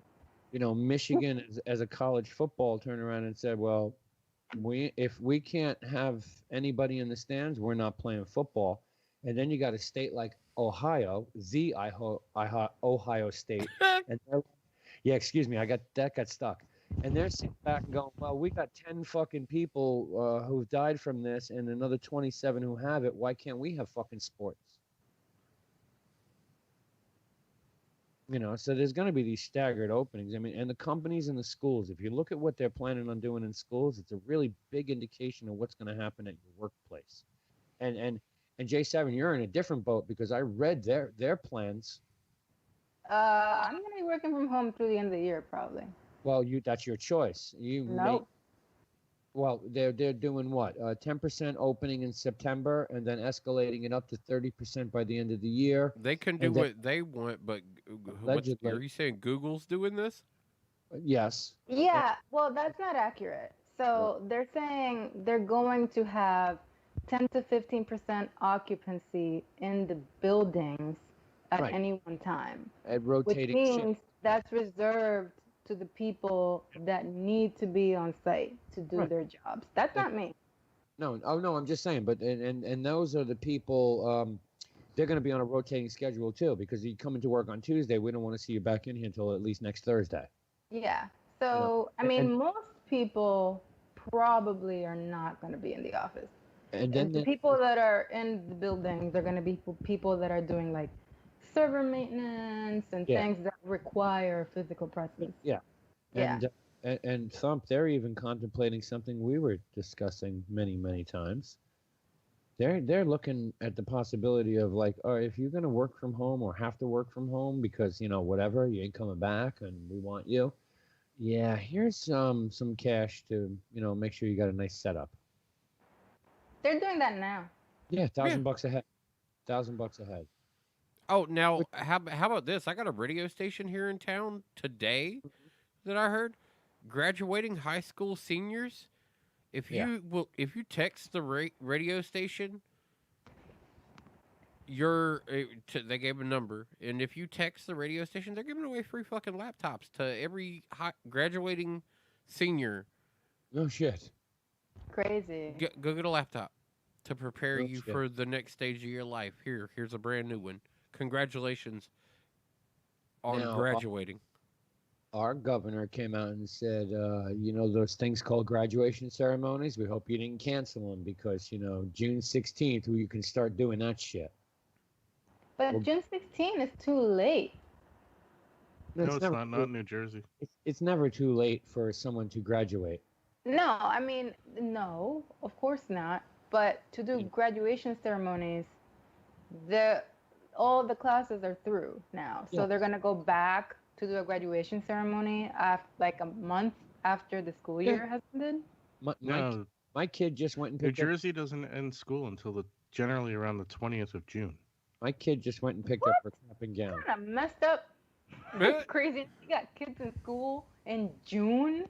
That's messed up.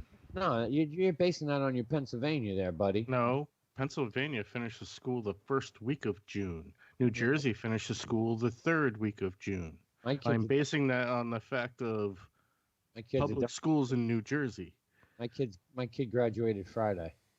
Yeah, Because she was a senior in a parochial school, It's still not a public school. follows the same public schedule, bro. No, Ain't don't. Yeah, it does. No, it doesn't. The only difference is they get fucking a week off for Christmas because it's a religious. And they also get 2 weeks off for spring break, and they get a fall break. No. 1 week spring break. I'm saying public schools, bro. You're talking two different things. You're outside of your zone here. I went to public school my entire life. Yeah, that was Not in then. New This Jersey. is now. Well, that's true, but Nobody cares. Nobody cares about your 100-year career back of being in the old schoolhouse where they would teach us all in one room, every grade. What are you talking about? I went to different rooms. No, I don't know. When I was in school, you wouldn't go back after Memorial Day, really. Yeah, it was a very rare occasion here. Like once pools opened up, everybody was already pretty much out of school. Yeah. June 5th is the last day of school, New Jersey. Yeah. I think June, like that sounds about right. Like the last day of school is usually like the first week of June or something like that. Like the official last day. Last day of school for teachers is Friday, June 12th.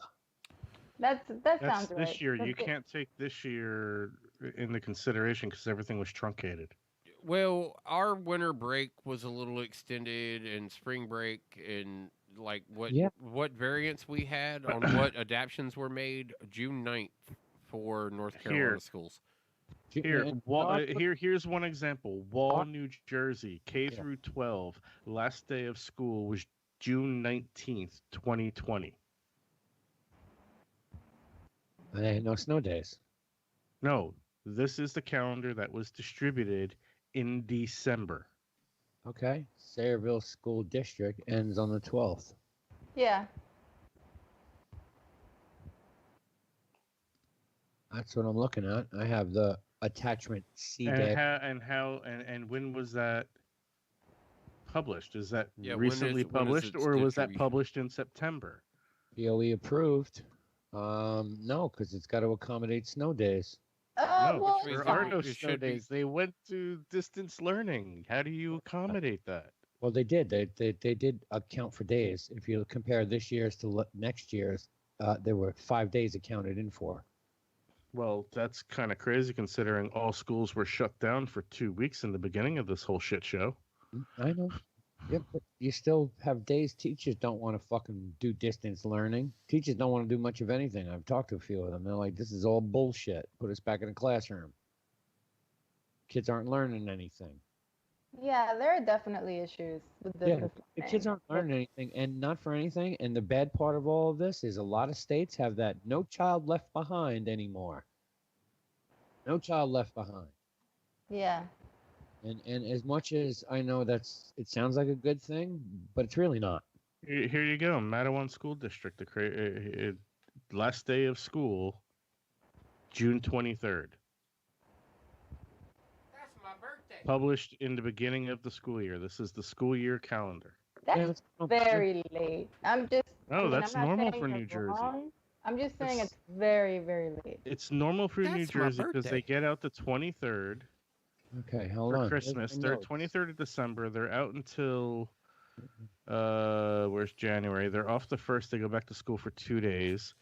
Then they're off from April 9th through the 17th for another week. They have a spring break. Yep. Right. They get spring break. Yeah, over here we got 2 days for spring break. At the bottom of my calendar is a double star note. Spring break has been canceled and the school year shortened There you go. accordingly due to the COVID-19 pandemic school closings. So this is as of when the schools were closed is when it was published. Right. So they were probably supposed to go to school through at least the 19th. That is an or- amended schedule. 24th. Yeah. Next year is the 24th. Wow. There's 3 early dismissal days before that. Glad I didn't go to school in New Jersey. I would have been pissed. Nuh-uh. It's just like making noise is a thing for, like, not a thing for you and is for us. You wouldn't have been. You would have Yeah. just dealt with it because that would have been what you grew up in. Yeah, true. It wasn't a big deal to any of us who had to go through that. Now, the most interesting year of school I think I ever had was a combination education year where I was in a 3rd grade, 4th grade class Mm-hmm. in Central Florida. Ren, Interesting. next year's school schedule has already been earmarked to be 3 days shorter. They've built in 3 days to chop off the school year already. And it's probably going to be even shorter then. So next year it could be June 17th at the earliest without Right. snow days and all that other emergency shit. And I think anything else, like if there is this whole talk of another relapse or wave You'll or see whatever delayed you want to call openings it. at that point if that's the case. If we Yeah, get I think we what's get gonna another- happen is there's gonna be like a mixture of things going on. Like there's gonna be some stuff that kids go into school for, like maybe they'll have like a rotating schedule or something like that. It's not gonna be everybody goes back to school at the same time. That's not going to happen, I don't think. even if we have another wave of this, no one's ever gonna fucking know about it anyway. What do you mean? No one's gonna He's know saying about that normalcy will just occur and we'll fucking not give a shit. The next wave that they're predicting is, oh, it's October. October is going to be the detrimental month, okay? Just fucking test everybody and show us your real numbers and shut the fuck up with this.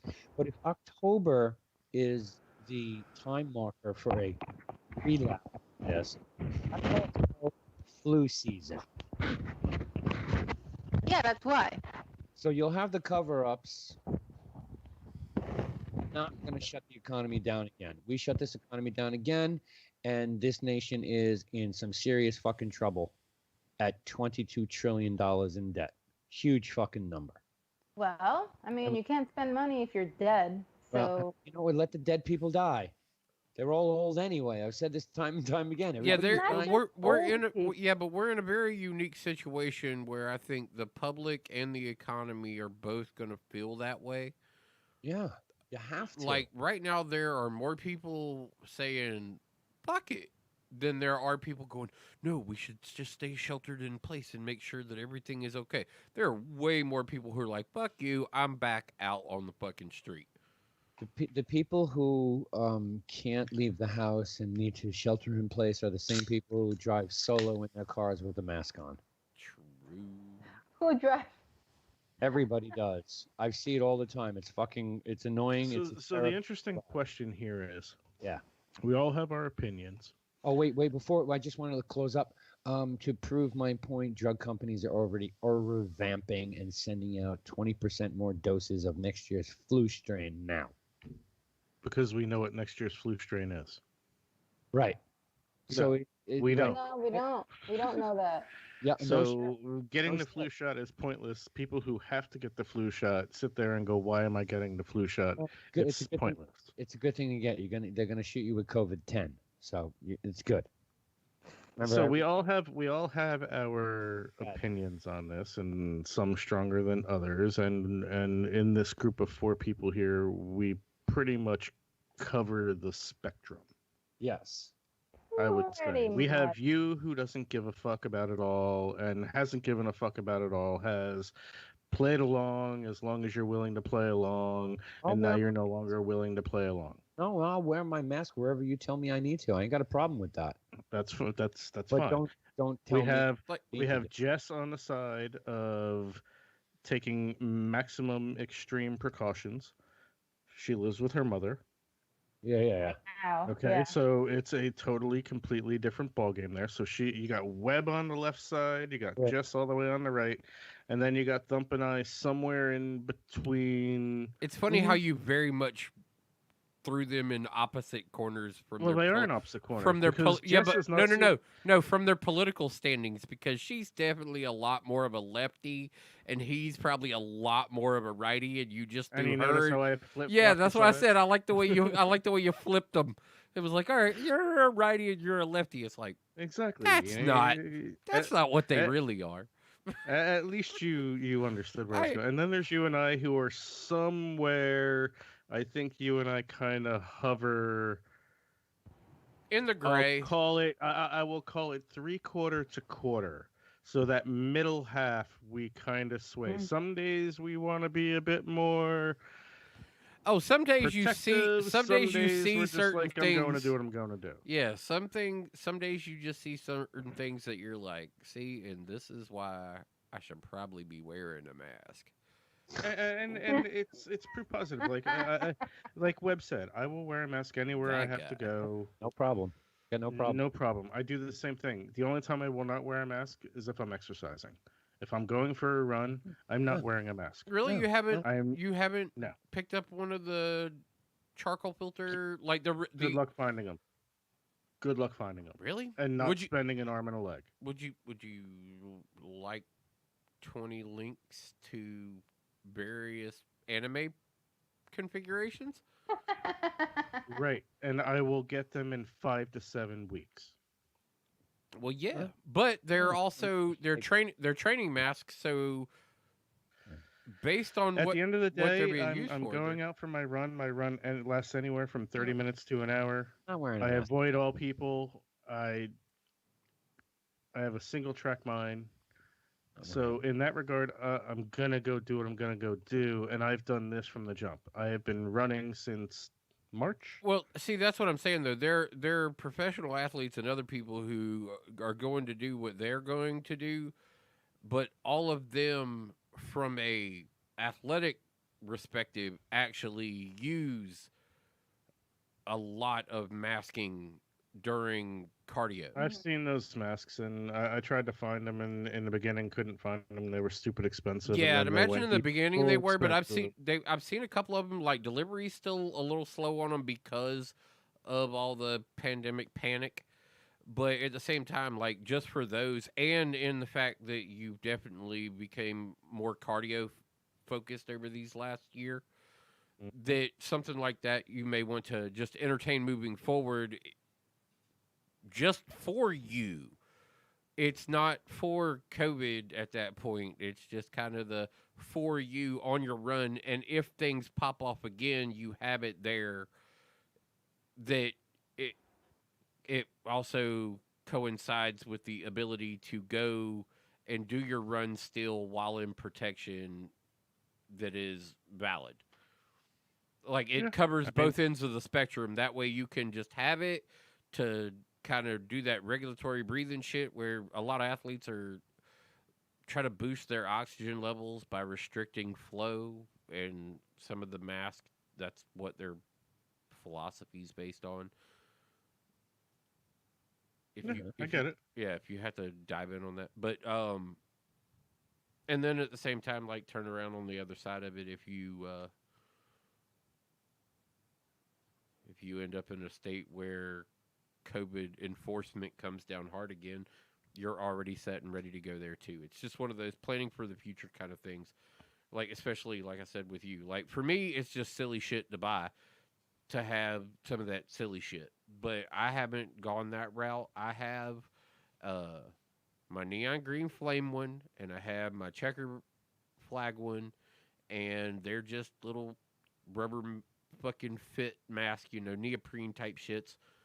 Can use a beer koozie if you cut it the right way. Right. It's shit like that. Like I'm like I said, by limiting my ability, like by limiting myself to the exposure, except for one highly exposed potential person in the house. I wasn't. I was kind of gonna go. All right, well, it's gonna be what it's gonna be, and if things happen, things happen. When everything shuts down, well, I wasn't going anywhere anyway, so that doesn't really affect me. It was just kind of life went on that way. But now that I'm actually back out here working and I'm traveling around and seeing people every now and again when I have to go and deliver some of these pieces to them, or the ones that are coming in and out of the warehouse, I see a lot of people coming in with masks. And then you see some that don't. We're not regulating that for them. It's not something that we're putting in place and making mandatory. I don't wear one while I'm in there working. But if somebody comes in wearing one and wants to come into like the area I'm at looking for a couple pieces of merchandise maybe, then I've got it right there so I can just throw it on real quick. So if they want to sit over there and have a conversation with me about different items or something like that, okay. Our interaction will be regulated to a certain degree because that's just going to be the new kind of norm. And I get it. It's okay. I'm not going to do it all the time. I don't feel that it's necessary. I kind of approve of a big fucking viral post that also went out today, since we're kind of rubber band back to the viral postings. One girl posted a bikini picture of sorts, and her bikini was entirely made of surgical mask, and she had one over her eyes, not one over her mouth, and then of course covering the essentials, and then two around her ankle. And she's like, she posed out the question. She goes, if the mask works, why the 6 feet? And if the 6 feet works, why the mask? Same reason why we're school. Like, and it was like, oh well, that's an interesting perspective on it. I mean, it's a logical question to ask, and seek out kind of the information behind it on what you need to know about it. And I know I'm exposing myself to the potential of things going other ways than normal. But I've definitely put myself in a situation where it's like I'm kind of ready to make that sacrifice. Like, I've got other shit I want to do. Going out into public is one of those things right now that needs to be done for me to go do the other shit that I'm gonna want to do. So it's kind of just doing what I gotta do more than anything else to accommodate my lifestyle. I'm not really changing up too much. This has been an interesting dip into like working. I'll say that. I'm like a fucking local hero at my job. Like it's an amazing thing. I absolutely love doing the job. It doesn't pay worth a fuck. Sometimes it's just the point of fucking doing something. Yeah, I just want to get out and do something. This couldn't have been any better of a something to go out and do. Yeah. Because, Jay, you just did my job over the weekend. Yeah, I did. Like you essentially you just did exactly what I do on a daily basis. And the fun part for me is you got a kit and it was ready to go. Yours was brand new. If it was fucked up, you were just going to take it back to the store. Mm-hmm. I get the shit that you returned to the fucking store that you didn't bring the screw pack back with. You just brought all the parts. Yeah, left that shit. Oh, God. I get, you stepped on it, and so one end of it's a little fucking bent around or fucking maybe even busted, and I had to put that shit back together and maybe do some dyeing and making some shit blend and look good together. Today, dent and scratch, baby. I was handed 99 cents for that can of soup.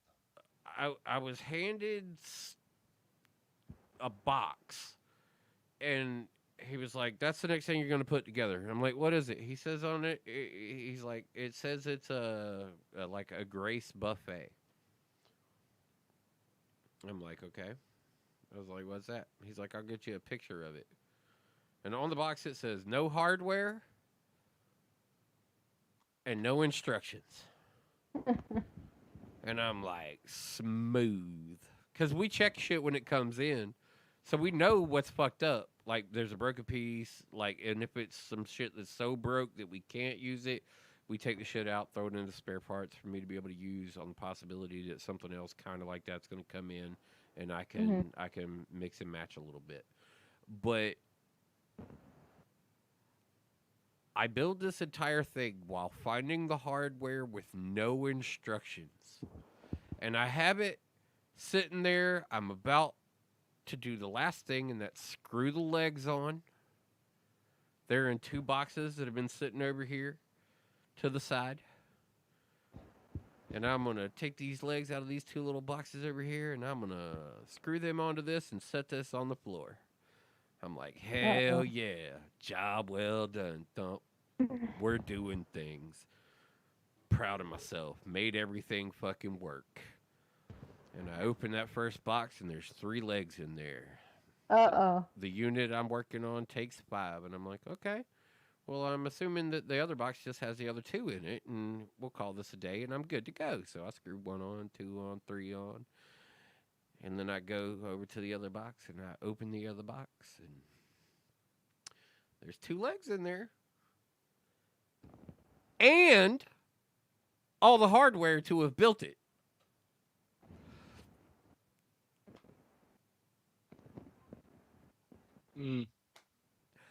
I'm like, you motherfuckers, who checked this shit? You motherfuckers. I was like, I just found everything to build this. And the hardware was here the whole time. My boy had to run to the store down the street because I was 4 pieces of a certain material short so I could put this thing together. And here it is. It's all right here. Oh my god. In this fucking box. But I can't fault the guy who probably checked it off because the box only said legs. It literally said on it, printed from the manufacturer, legs. So I can't completely fault him. But when I opened that box, when I opened that second box, because this means I put the last 2 legs on, I'm done. When I opened that second box, the 2 legs are there and that bag of fucking hardware was there. I was like, you gotta be kidding me. And I did walk around the corner with the bag of hardware and chuck them into the middle of the warehouse floor and go, you motherfuckers. And then I walked back to my corner.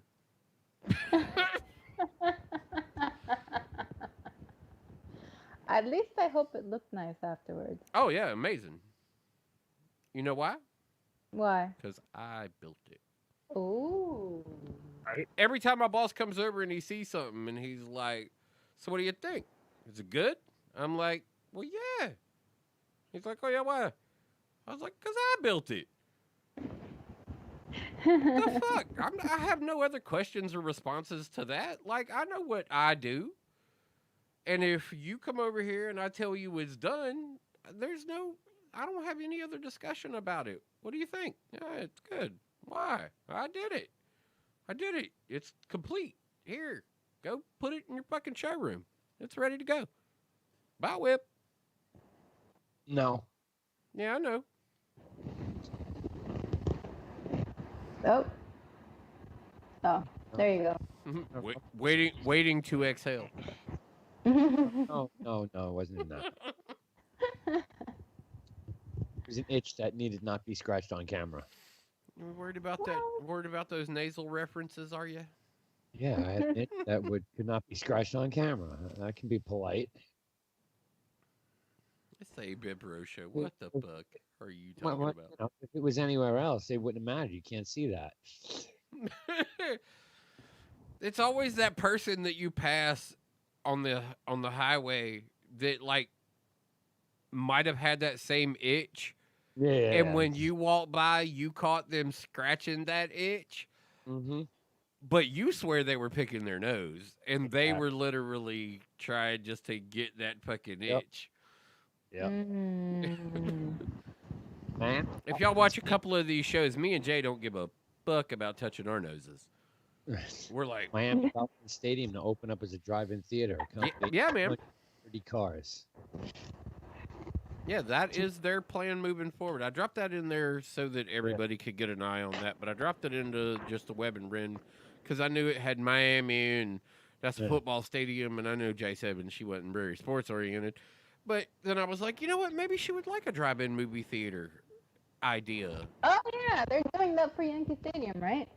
Yeah, the Yankee Stadium parking lot is being turned into a concert drive-in movie theater. Yeah, that's cool. I like that. And so is Miami Dolphins Stadium. They're planning on doing drive-in movie theater in their place as well. Which I don't know how that's going to work if they're going to hold football games there. I'm not really sure how that's going to work. And then there was the COVID. Y'all got a local that made the news on my list here. Brunswick. Well, are they not A going New to- Jersey used car dealer has been criminally charged on Tuesday with exploiting coronavirus pandemic and trying to defraud and price gouge New York City into buying an N95 respirator mask. A New Jersey motherfucker trying to con New York out of shit. New Jersey, man. Yeah. I was like, look at this. COVID. I was like, this is going to get everybody. And that's why I threw that story up there. What did I throw above that? I didn't throw nothing above that, did I? No, that's all Web above that. The other one that I threw in over there for Web was that fucking Red Devil. Oh, yeah. So I got a question for you guys. Okay. Do we trust, like, the CDC and the WHO?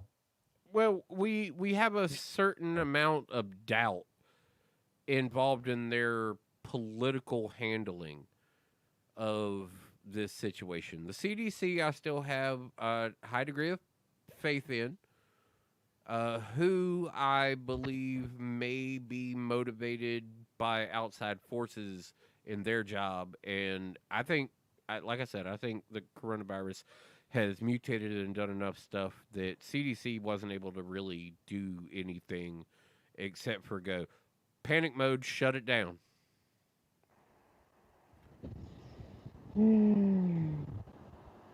But I believe who let it get to that point. Yeah. And the CDC was like, oh, and there was nothing they could do about that part of it. Like, when they got their information, it was already too late. Yeah, I don't like. I mean, I think they were a little slow to react. They were kind of slow to react. They didn't know what to do. They had no real data.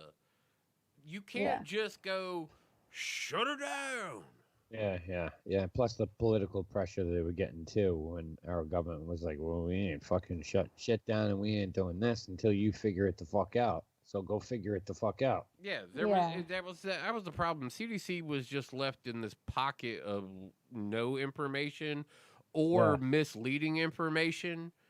Like, because that was another problem that we faced early on, and it's something I even talked about it a little bit with somewhere. I'm like, there was so much misinformation throughout this entire thing that I still kind of just, I think, and most people do, rest on the belief of, we'll just kind of deal with it as things are really proven. And until then, I'm just kind of taking everything with a grain of salt. Like, most of what people have said in the past, like it changing from one week to the next on mask and distancing and people around each other and all of the information that we were told that did, and then would be told like a week later didn't work. You know, in the case of like mask of certain varieties and other type of things, like, and what it was meant to do, like not honest information fully sought like to its completion, you know, like, so there was a lot of stuff. So I don't fault the CDC for that portion. Like, they were politically bound in one area, and they were also getting a lot of misinformation because who is field the a bunch of people? misinformation. Yeah, who is the people that we had? The World Health Organization is the people that we all needed to be able to look to and trust that they were acting in the best interest of the global community because Right. they are the leading. They're supposed to work with all of the CDCs, if that's what you want to call Yeah, them. we'll just around call them the that world, for the every lack of a country. better Yeah, term. yeah, thank you. Appreciate that. But yeah, so yeah, you're supposed to trust the World Health Organization, like you're supposed to trust the World Bank, or you're supposed to trust the fucking United Nations. Yeah. Yeah. There are all these things like you're supposed to be fully invested in these infrastructures that have been put in place for global dealings. Yeah. You know, and I think, like I said at the very beginning of this, I think we'll become a whole lot more aware of how global we are. Want that wall now, don't you, through people? this pandemic. Oh, when the situation started to escalate up in South America, I was like, wow, watch the push that we're probably about to see. Because South America is the epicenter right now. Yeah. Brazil, yeah. South America, yeah. Yeah. You know, and they've already had a large portion, South America, Argentinians and Venezuelans, had a large push of people intentionally going to the American border just to be dickheads. Get me the fuck out of here. You know, now you're going to see a different style of fluctuation from a community of people, and I'm not insulting them in any way by this, but a community is very adept to being able to move masses of people very quietly. So I posed the question because for, I don't know, weeks I have been screaming and maybe have convinced others to think along the same lines of go get an antibody test. It's better to know if you had it than to know if you have it. No, it's not. Sure That's it is. absurd. No, it's not. Sure it That's is. absurd. Wait, hold on. How so, Jay? Yeah, how so? Better to know if you had it than if you have it, but better to know if you maybe generated antibodies at one point than to know if you're contagious and could be infecting other people. That's retarded. It's more important to know how many people have had it. No, The it's important to know the if timeline it's works infected so that you don't spread it to other people. The timeline works if we were still an open society moving through our day-to-days. That philosophy would make more sense to me if you were still going to your job. It would be more important for me to know who has it. But for the level of people that we've all been quarantined for a long time. So right now, knowing whether we have asymptomatic people who have had it, gotten through it, and are still in their microbial shedding and stuff like that, for that philosophy in itself, it's better to know when a person's coming out antibody tests, which are quick as fuck. Maybe my understanding of antibody tests isn't accurate, but my understanding is you can get an antibody test and you could still have it. Just because you have the antibodies doesn't mean that you've beaten the virus. Right. It just means that your body has generated the antibodies. Right. So, well, that's more important to research right now. The amount of people who are able to generate the antibodies and what the quality of the antibodies are. Important for us moving forward is not finding all the people who actively have it as much as being able to find a way to treat people who show up with it. Right. I think both things are important. Well, yes, both are definitely important, but I think the more immediate need is to know to what extent people are infected, because we've tested a very small amount of the population. So we don't have real numbers. Like the numbers we have right now are probably very widely not accurate on the low end.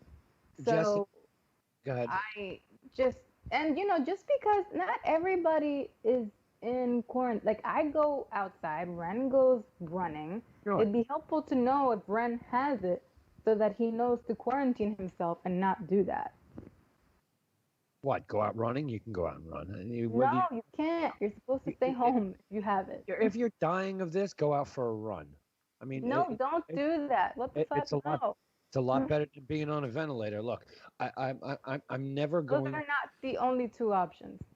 I'm never going to try and change anybody's opinion on all this, but in my opinion, in my opinion, knowing whether or not you have it or have had it, my opinion that the had it is more important. We are now 75 days in as a nation, with the exception of a few states here and there. By the time anybody is able to get to a so-called stage 2, we'll be at 90 days. And you have now totally wiped out 1/3 of the economy for, I don't know, let's say 35 million people who probably aren't going to get a job back now? Yeah, now we're looking at a situation where permanent job loss in certain sectors are a possibility. Right, yeah. And that hits everybody's pocketbook, from the person who is homeless all the way up to the millionaire. Because now we're right at the verge of a stock market that doesn't know what it needs to do in a global crisis. And that's all stock markets. It's not ours. It's all stock markets. Oh, yeah. And they're all looking at them weird. Yeah, they're all weird right market- now. Like they had that big dip, and then it kind of recovered, and then another big dip, and then it kind of mostly recovered. It's kind of weird. We can't have another couple of days of those big dips we saw back in the beginning of all this, where the market crashed 1,000 points and they had to shut the market down. Dude, we hit the alarm how many days? 3 times in 1 Three, week. yeah, 3 times in. It was 3 times in 1 week. Yeah. 3 times in 1 week. And the world economy needs. Well, I think that's true. The world economy needs to get established, and this is a major problem because you're talking about a lot of money that people rely on. It's not just the big corporations. Yeah, we talk to sports and all that, but there's so many people who are relying on an economy that we should have had by now. We're 75 days in today. But the 15, truth of 20. the matter is, we're Yeah. not in a place where we can logistically and responsibly do that. So That's- I don't disagree with your argument that, we are really in a bad place with the economy. But what? The price is people die? I said this 2 weeks ago, and I'll stand by it. There are casualties in war. Okay, well, right now we have we're about to hit 100 million. I'm sorry, 100,000 people, which is more deaths than the last 60 years of wars. Yeah. So that's a lot of people dying. I don't think any of those people should be casualties. They It's funny how they didn't count World War I and World War II in that conversation at all. Because it's political. It's always, let's stop it here to make it sound bad, but not that bad. Yeah, if you'd have told me those numbers for the last 100 years of wars, I'd have been impressed. But you actually excluded the 2 largest moments of death. Oh, well, we're not there yet.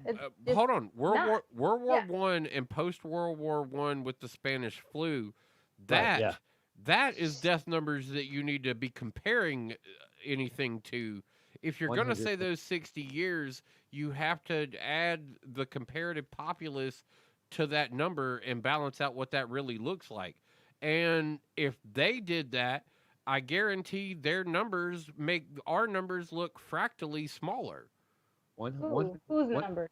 100 million deaths in the World War I and the Spanish flu, and globally with this pandemic, we're at 350,000 deaths. Okay. Worldwide. Of which 100,000 are in America and the United States. So we have a third of the people who died. That's right. We have a Yeah. third. So that's a lot of people. But then let's not forget, because we were all in agreement with this. We know China's numbers are bullshit.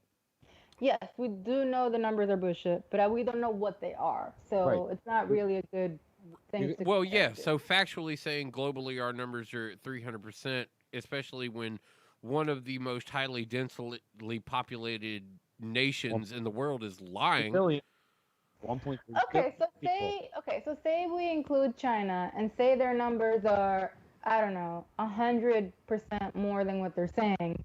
That means the death count was actually a lot higher, right? I wouldn't be surprised if China alone has like 750,000 fucking deaths. I wouldn't be surprised with my maybe main point 250,000 deaths, but Right. My main point being, say they have 750,000 deaths. Right.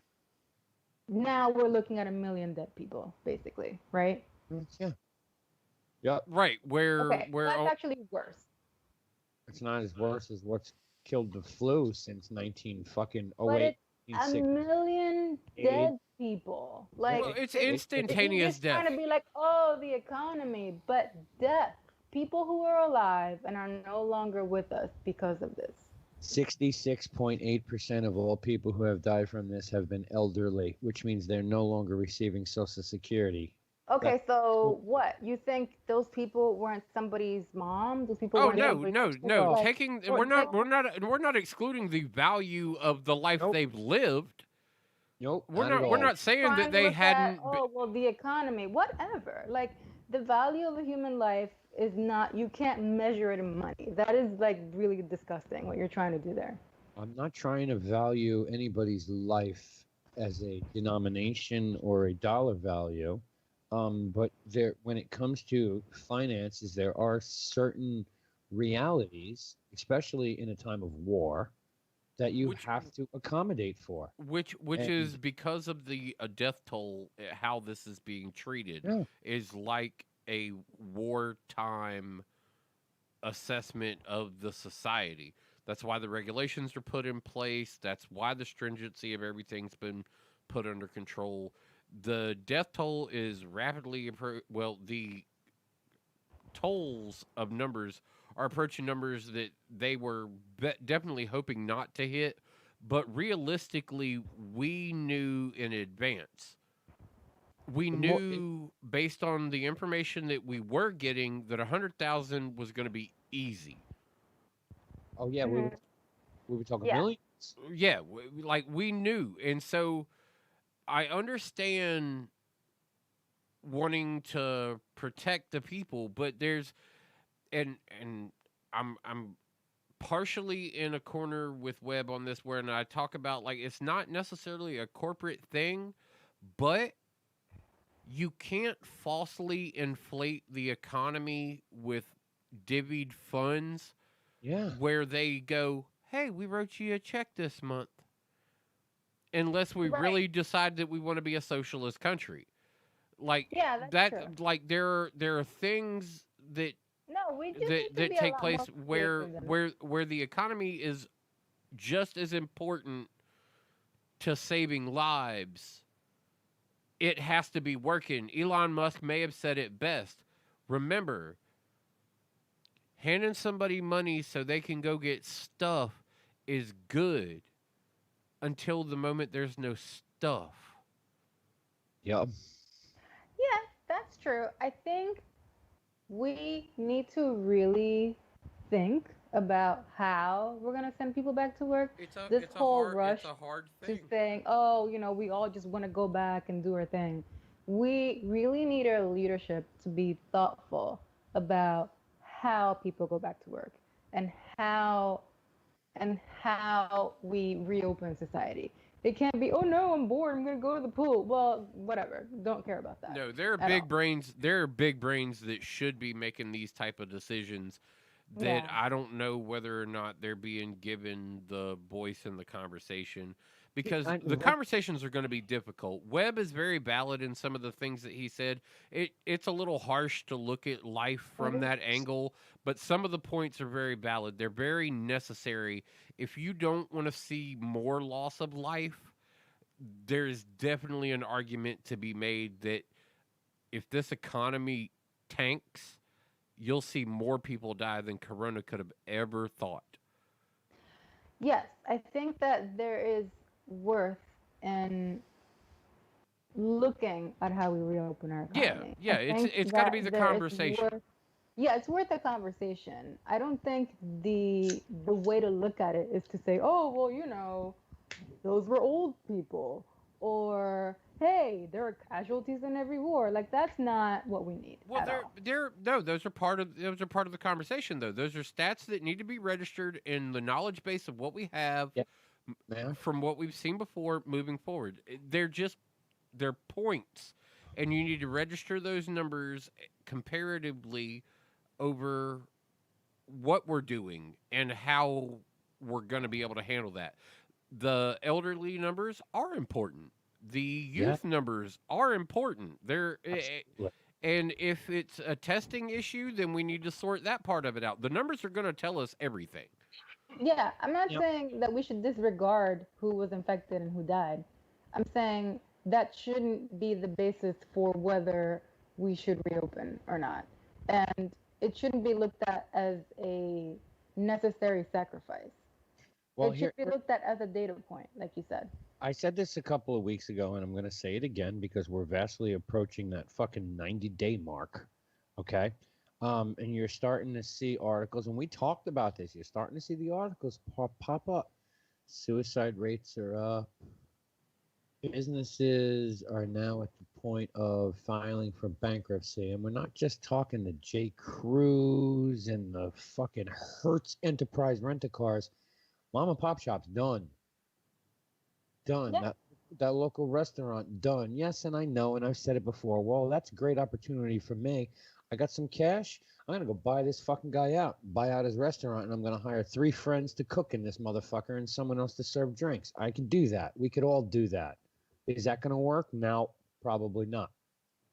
But you're seeing the death rate is already starting to go up after losing money. There are people now, I mean, what are you going to do with your mortgage? How many months are they going to forgive that? It ain't going to be more than 3 because those companies need money too. Ren, how much money did you save on your car insurance last month? They gave you a discount. How much was it? Oh, I don't know. I send a set amount of money per month, and now I'm sending more because I have 2 cars. And you got a discount. Thump, do you know how much your discount was at all? No? Okay, mine was 20%. You give me 20% of my car insurance back. Here you go. Credit. Have a nice day. That's for April. We'll talk to you in May. No, we were just giving an extension on, like, registrations and... Oh, yeah, all that shit. But my car insurance, I had 20% discount. Like, they're even selling it on the new or on the TV. Like, they have commercials out with all of the insurance companies, I'd imagine, that are saying, hey, we understand times have been tough. Yeah. We're going to give you a kickback. Sure, because you weren't allowed to drive, remember? Yeah, of what you may have paid in over these past couple of months, we're going to let some of that slide. Now, they're not going to let it all slide, but they're negotiating those waters. Like, it's still part of the conversation. It's still a very unique negotiation to have. Not basing the entire argument on whether old people are more at risk, but the number of old people that are at risk and maybe the ability to handle the facilities as such. Cuomo killer. We're not talking about sacrificing the elderly. We're talking about letting public operate under normal pretenses in most occasions, and the ability to help regulate the most vulnerable population in what could be some of the most at-risk environments. That's what we're talking about. We're not talking about killing them. We're talking about we talked about it a couple weeks ago. The regulations that are being put in place by the federal government on how some of these long-term facilities could lose their licenses by not following certain protocols. But now some of these protocols are to pull COVID active patients out of the facility and into another one. And until they can have 2 clean tests. Yeah. You know, so there are regulations being put in place. We're not talking about sacrificing them. We're just talking about shit needs to get moving. Not for anything. If they're on Social Security, they're not putting into society. They can stand to be tightly more regulated and more stringently dealt with. That is kind of the angle that I take when I hear Webb talk about us moving. It needs to be regulated. It needs to be part of the conversation. The numbers are important, even on that end, because there are things that we could do to help that. Yes, I think that's true. I think that makes sense. I also think that the idea that, you know, this is something that happened pretty early on. Like, people were just not being careful because they were like, oh, only old people can get it. And then in New York, we ended up with 55% of the hospitalizations being young people. So just saying that, I mean, I think that's good. Those numbers. Being I mean, what do you really mean? Classify young people? 18 to 45. No way. The 55%. No way. That's false numbers because it was even Cuomo was coming out with the numbers saying it was 51 and over.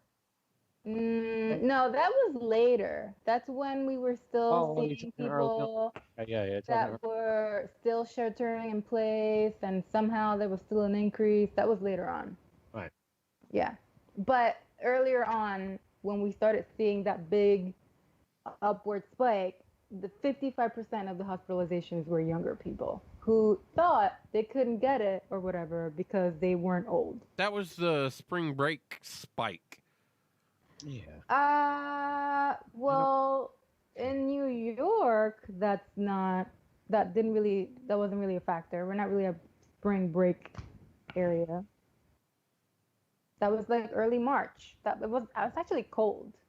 It wasn't officially even spring. Yeah, which is why people leave and go to Florida and then go home. That was what made Florida so detrimental, is because none of the people were from there. They were from the rest of the country coming to the warm place. You're saying they got it from somewhere else and came here? That's why there was still travel that was allowed through these environments, and that is where we saw also those young spikes, was because of a certain ignorance that just was allowed to perpetuate through that moment. Like, so there was like you said, oh, only old people can get it.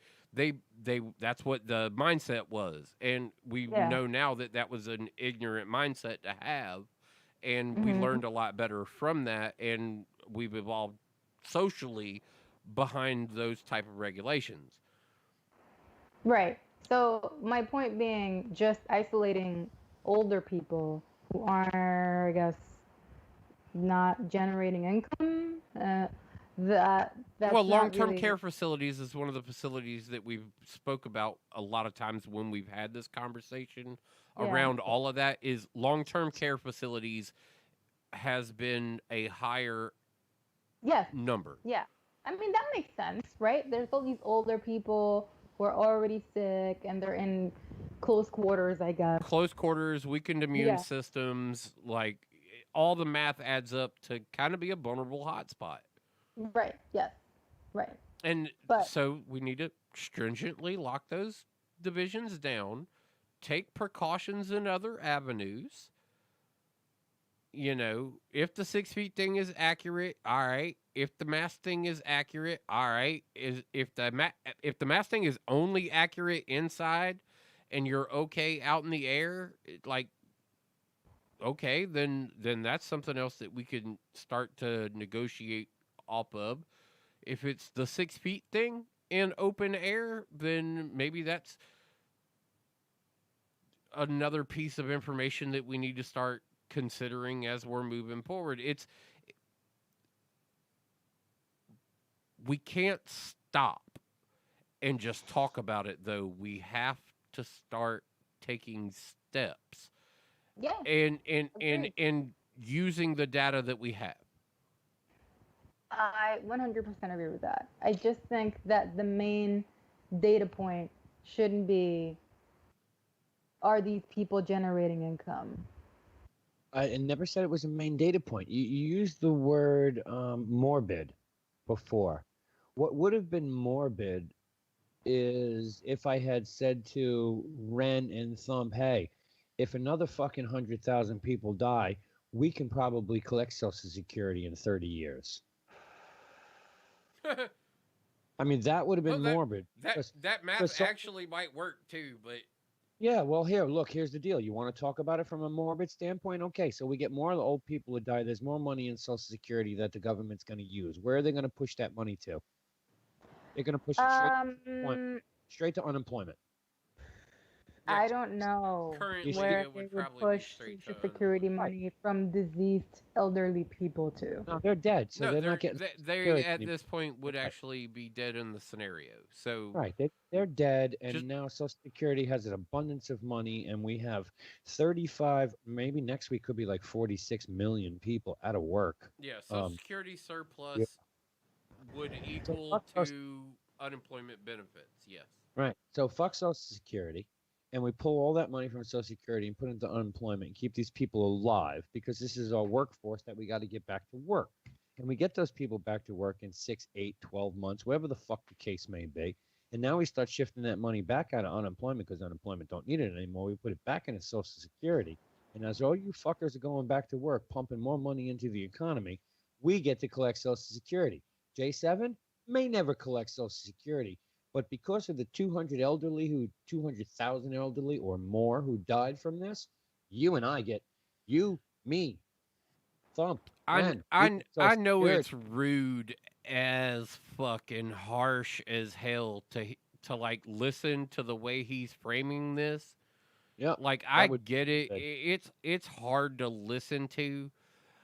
But the one thing I'm asking you this moment is step aside from a little bit of the compassion and look at the numbers of it all and just try and see the perspective. Don't live it. Just try and look at what the numbers would tell you, because there are economists that literally have zero fucks about human life. They know that those numbers move under certain fractions, and they control the global populace currently. So I understand it's harsh, and I understand that he's also probably not the softest guy to deliver this information either. But I mean, but I'm remember not saying that the economy isn't important. That's not my point. My point is that they're not divorced. Like, an economist doesn't exist in a vacuum. No, you're right, and every human life matters. There's no doubt about that. I'm not trying to take that away from you in any way, shape, or form. And I thoroughly believe, personally, every human life matters. I don't really care about animals so much, but every human life matters. But there comes a point where you have to start to look at things on a financial standpoint. I mean, look at today. Today was a monumentous day for New York. Governor Cuomo stood there and rang the bell as they finally let people back into the stock market. What did the stock market do today? Globally, what did the stock market do today? That was down. Not a one in the entire fucking world. Why? Because 22 people were actually able to stand on the New York Stock Exchange floor and make trades. Yep. The idea of money moving like it needs to brings a comfort level to the mental stability of these other numbers that also equate into what goes on with us moving forward. Yes, true. Yeah, yes, that's very true. I think that the economy becomes a big part of it. And like I said, human life is human life. Chase got the bounty. Respect it. He did. He beat him. Oh, hot shit. Well, he's getting it donated. But there becomes a financial standpoint of all this. I mean, we can't just go and listen to fucking Nancy Pelosi and come up with another $3 million or $3 trillion. You can't do that. You I can't. don't know that No, that's the best plan. no, I it's don't really agree with that. no. I And look just what think you're burying into this one, that stupid fucking bitch. No, we're gonna have mail-in voting for everywhere. We'll just call it COVID voting. I don't Well, know, I don't man. know about that. That's such a I don't know how I feel about that end of it. Like I don't know how I I'm feel I'm about that. kind of the mindset that instead of it all being necessary to be done on one day, spread it out. how about let's make like election 2 weeks and A through E get to go on Monday of this week. Oh, odd license plate versus even license Well, plate. no, Got no, yeah, I got you. literally No, by you register to vote by your name. right. So Oh, I want you oh, alphabetically by your name to have to go to your normal polling station alphabetically on a day of the week. mm, mm. And I believe we can That's do a really bad 26. idea. I I like think that. we can do 26 letters over 2 weeks. I think we can do 26 letters over a week. And that would be the one I would lean further into is do it over the course of a week. But I'm also liberal enough to go, if you think it'll take you 2 weeks, let's do 2 weeks of voting. If you did 2 weeks, I guarantee you turnout of voting would be higher. I almost would, yes, 100% agree with that I statement right think there. you did a 2 week come down to your fucking local library, your church, Your wherever normal the polling fuck, station. Your normal, wherever the just go to polling your station, normal polling station. over a 2 week period, make sure you vote. I think we would get close to 2/3 of the country coming out to vote instead of the 50 million people who do out of 329 million. And that's because the nightmare of a day of voting. Yep. Yep. Yep. And I believe in the long term that this would work for a solution for our entire country. Yeah, Not hey, boss. and not for anything. It may not create jobs to the level of real expansion, but it would increase the benefits of these senior citizens that can still get out and interact in the community and are normally the ones that regulate your polling station. Yeah. Yeah, that is And they'd get a little bit more of a kickback from what they're doing out there putting in their work. So I mean I think it works on a humanitarian level. I think it works on an election level. I think it works across the board. It works definitely in a time of like global pandemic. An election cycle would definitely work for us currently. Like I said, I'd lean more into trying to get it done in a week because I know people get a little anxious with the timeline that stretches out. We've Yeah. experienced it, all of us right now currently dealing with a pandemic. The longer this timeline gets, the more stress you start seeing other people under. And so it was a thing I'm looking at. I don't know if I trust the mail-in ballot system. I don't know that the internet is secure enough that I would trust a internet voting system. Thank you. But I'm not necessarily at fault with like the current polling stations we have. Yeah, we had the thing that happened in Florida where we had the hanging Chad. We've had a couple other little electoral things that have gone on around the country every now. But they're small things that we kind of know how to deal with pretty good. We're not usually too bad at it.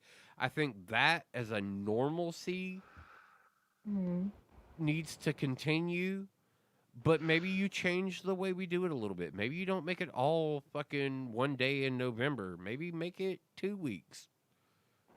Or a week. Yeah, like I said, I could lean for the week. I'd heavily lean for the week because Monday through Friday, voting will happen. You have your place to be. Letter A through G. Yeah. Go. Just stagger it. Yeah. Yeah. I don't disagree with that at all. I think it's actually pretty fucking good. And I also agree I don't trust the mail-in balloting, and I don't trust internet voting. Do you think? I mean, I like the old days when you walked into a fucking booth, you turned around, you closed the curtain behind you, and you stood in front of this thing that said president and vice president and this and this and this, and you turn little knobs. Don't they still do that? Some Okay? places do. And then when you were done, you grab the fucking handle, reset the machine for the next person, and your vote was counted. And it was done through a fucking abacus by some fucking hamster or a monkey inside tallying the votes. I like our current that I have at my polling station with the electronic cartridges. Yeah, push buttons. That it's all touchscreen and push button and stuff like that. Like, I like that system. It works good, especially my local government. I can see like numbers that track that it works pretty good, like of seeing the turnouts and registrations and everything else. So I think that system seems to work good for me. We knew faults in other systems that have been exploited in certain areas before where we had issues. And I think that's our election process needs to be sacred. Like, it is definitely something, you know, the voter needs to definitely continue to feel that his vote counts and needs to be given as much time as necessary to get that vote in. Agreed. Thing that I don't know if that. I mean, I feel like it's kind of tricky. I do like your idea of like just extending it over a period of a couple of days. Normal polling station, so it's not weird. Well, the you don't want to make it too never changed. Yeah, you don't want to make it too odd. Never been involved. The minute technology gets involved with something that serious is the minute it all goes wrong. And I don't mean technology in today's terms. I mean fucking technology in the U.S. mail. U.S. mail has been around since fucking the Pony Express. Yes, oh, but yeah, we also know the level of fault the mail can have. How Exactly. many times have you had to Never take? trusted. How many times have you had to take a letter to your neighbor? Yeah, and that's why it's never been trusted. I mean, look, the original polling systems where people would show up and write a fucking name on a piece of paper and they put it in a hat and someone would take it back and count them. Yeah, and then that number was telegraphed to Yes. one guy who goes, all right, the votes from here are this. All right, the votes from here are this. And he would get his tag, and then he'd telegraph that to the guy in D.C. And that guy in D.C. would be like, all right, so Illinois' numbers are this. I feel bad for the guys who didn't have telegraph machines and were out there banging it out on fucking Morse code, okay? Could you imagine? Oh, man. But, you know, there are certain things that technology shouldn't touch, and the voting system is a way for well, now we want to make it 1 week or 2 weeks, but it's a way for everybody to fucking unite as a country and do something. Just put your opinion out there. That's literally all it is. You're putting your opinion out there. I believe, based on what I've learned, that this guy could probably do a good job. That's it. Yeah. It's just your opinion. Exactly. That's all your vote is. It's just put your opinion out there. That's why I always call it bitchin' rights. You know, Because if you don't do it, and the asshole gets in, well, you're the only one to blame for that. You didn't vote against him. Right. So Do you remember those memes from people who like voted in 2016, but they voted for like joke candidates? I've done that. I wrote Like, I had a throwaway vote. I had Yeah, a I've done throwaway it. vote. I voted for an independent in the Trump election. oh my God. Yeah. Oh, because you're in a red state, so it doesn't really. Well, he's gonna get. I didn't want. You're a I red state, I didn't want to deal with Hillary, and I didn't want to deal with Trump, so I wasn't going to give either of them my vote. So I was like, "Fuck it!" But I still want to have a voice. I still know want to who you be able to voted go. for. I didn't pick this motherfucker, no matter how it turned out. But you didn't pick anybody, not really. I did. Yeah, you I did. I You picked voted Gary Johnson. Dick Oh, Johnson. okay. Yeah, I picked Gary Johnson. That was the guy I picked. Because I could stand behind him. I knew he didn't have a shot in hell at winning though, but he was a legitimate candidate. But I gave him the campaign slogan. Would you rather have what was it? I can't remember now. Would you rather have two dicks or the whole Johnson? Nah. That shit was fucking comedy gold, man. He should have paid me for that. It was, but it was. Even though I didn't support either of the two candidates that knowingly were probably going to get elected based on how our party system works, Mm-hmm. I still didn't want to give up my right to be able to talk shit politically. Like, Yeah. I gotta get gotta out have my there. voice there. I can't just not vote. If I not vote, then I definitely didn't do anything to try and navigate this situation at all. Even if I just throw one, like, and that's the only time I've really thrown one was the Gary vote. Like even that kind of made me feel a little weird, but I couldn't check either of the other boxes. It just wasn't there for me. Yeah. You know, and so that left me in a really weird situation. But I'm like, damn, if I'm not voting, I need to be able to talk shit about whichever one of these motherfuckers wins this shit. Ren, do you trust the voting system with mail-in ballots and fucking electronic voting that failed in the last election? I like how he Do you framed it. Do trust you any agree kind with of the voting failed at this system? point? No. I never said anything about mail-in votes. I'm not the one saying that it won't work. That's your current president and a lot of other Republicans. Do you trust any kind of voting system? I trust the days of when I went into a fucking little thing, pulled the curtain, threw some little lever. Really? And you could have walked out. Someone could have taken your punch card and threw it in the garbage. No, there was no punch card. It was in the machine. And you had to sign in. You had to sign your name that you voted. I'm voting now. Sign your name. They don't even do that. Nope. And how many other people could walk in there and couldn't be me. Place a vote. Couldn't be me. Not without signing that book. You couldn't vote if you were not saying you, but all kinds of people that didn't show up could have shown up, apparently, quote unquote, and gone in and ticked the box. Well, yeah, maybe someone there, but you're talking. Hey, man, do you trust any voting system? I trusted the voting system from the 70s and 80s. Absolutely, I did. Do you trust the electronic voting machines now? No, not at all. I don't trust anything electronic. I mean, it's That's web boy. It's all made to be broken. I mean, first iPhone hack in 4 fucking years. You want to vote right now with your phone vulnerable electronically? No, I'm not voting on my phone. I'll go to a polling station. It's not that I don't trust technology. It's that I don't trust our government can do it well. J7, you cannot trust technology. I have worked on the internet since the day it was fucking born, and you cannot trust technology. You cannot trust the people who run the technology behind the internet back then, now, or 10 years from now, because it is nothing but a best case scenario to make money, and nobody's best interests have ever been kept in mind. Credit card hacking on the internet started the first day that credit cards were able to be fucking taken on the internet. Your personal information was stolen the minute you signed up for a fucking AOL.com account.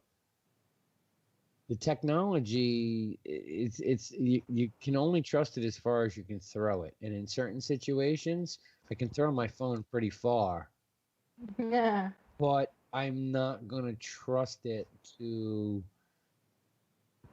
place my vote for a president. I don't even trust it to do my own banking anymore. Really? Yeah. Banking. Yeah.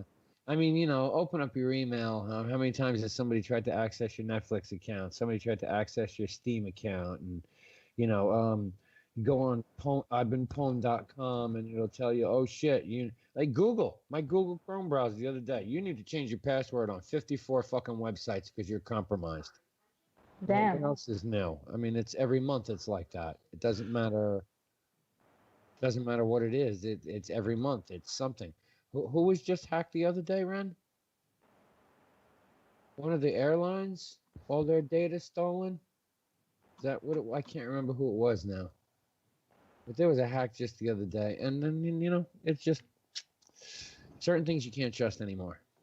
And not that I need to be worried about someone coming after my personal data because it's few and far between. But it starts with enough information to gain access to your Amazon account, your Netflix account, your Twitter account. These are things that you've got massive personal information with. And these are the things that your information is probably out there from, period. Yeah. There's a lot of your information out there. Yeah, it certainly is. And now it's become easier and easier to obtain it. It's easier and easier to backdoor into shit.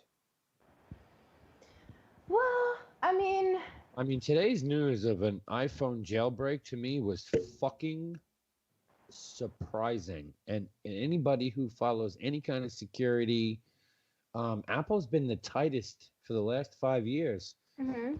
They won't even fucking give the keys to the kingdom to the government. Fuck you. But wait, if someone jailbroke their phone, that doesn't mean they hacked a phone. That means the exploit is there, which means our government and everybody else already has it. We already know this from a few years back when all the documents were dumped on fucking Snowden's site, WikiLeaks. I mean, me and Ren, I know, well, maybe Ren didn't, but I know I was feeding information back and forth, and I read 680 fucking pages of that shit, and the information was outstanding.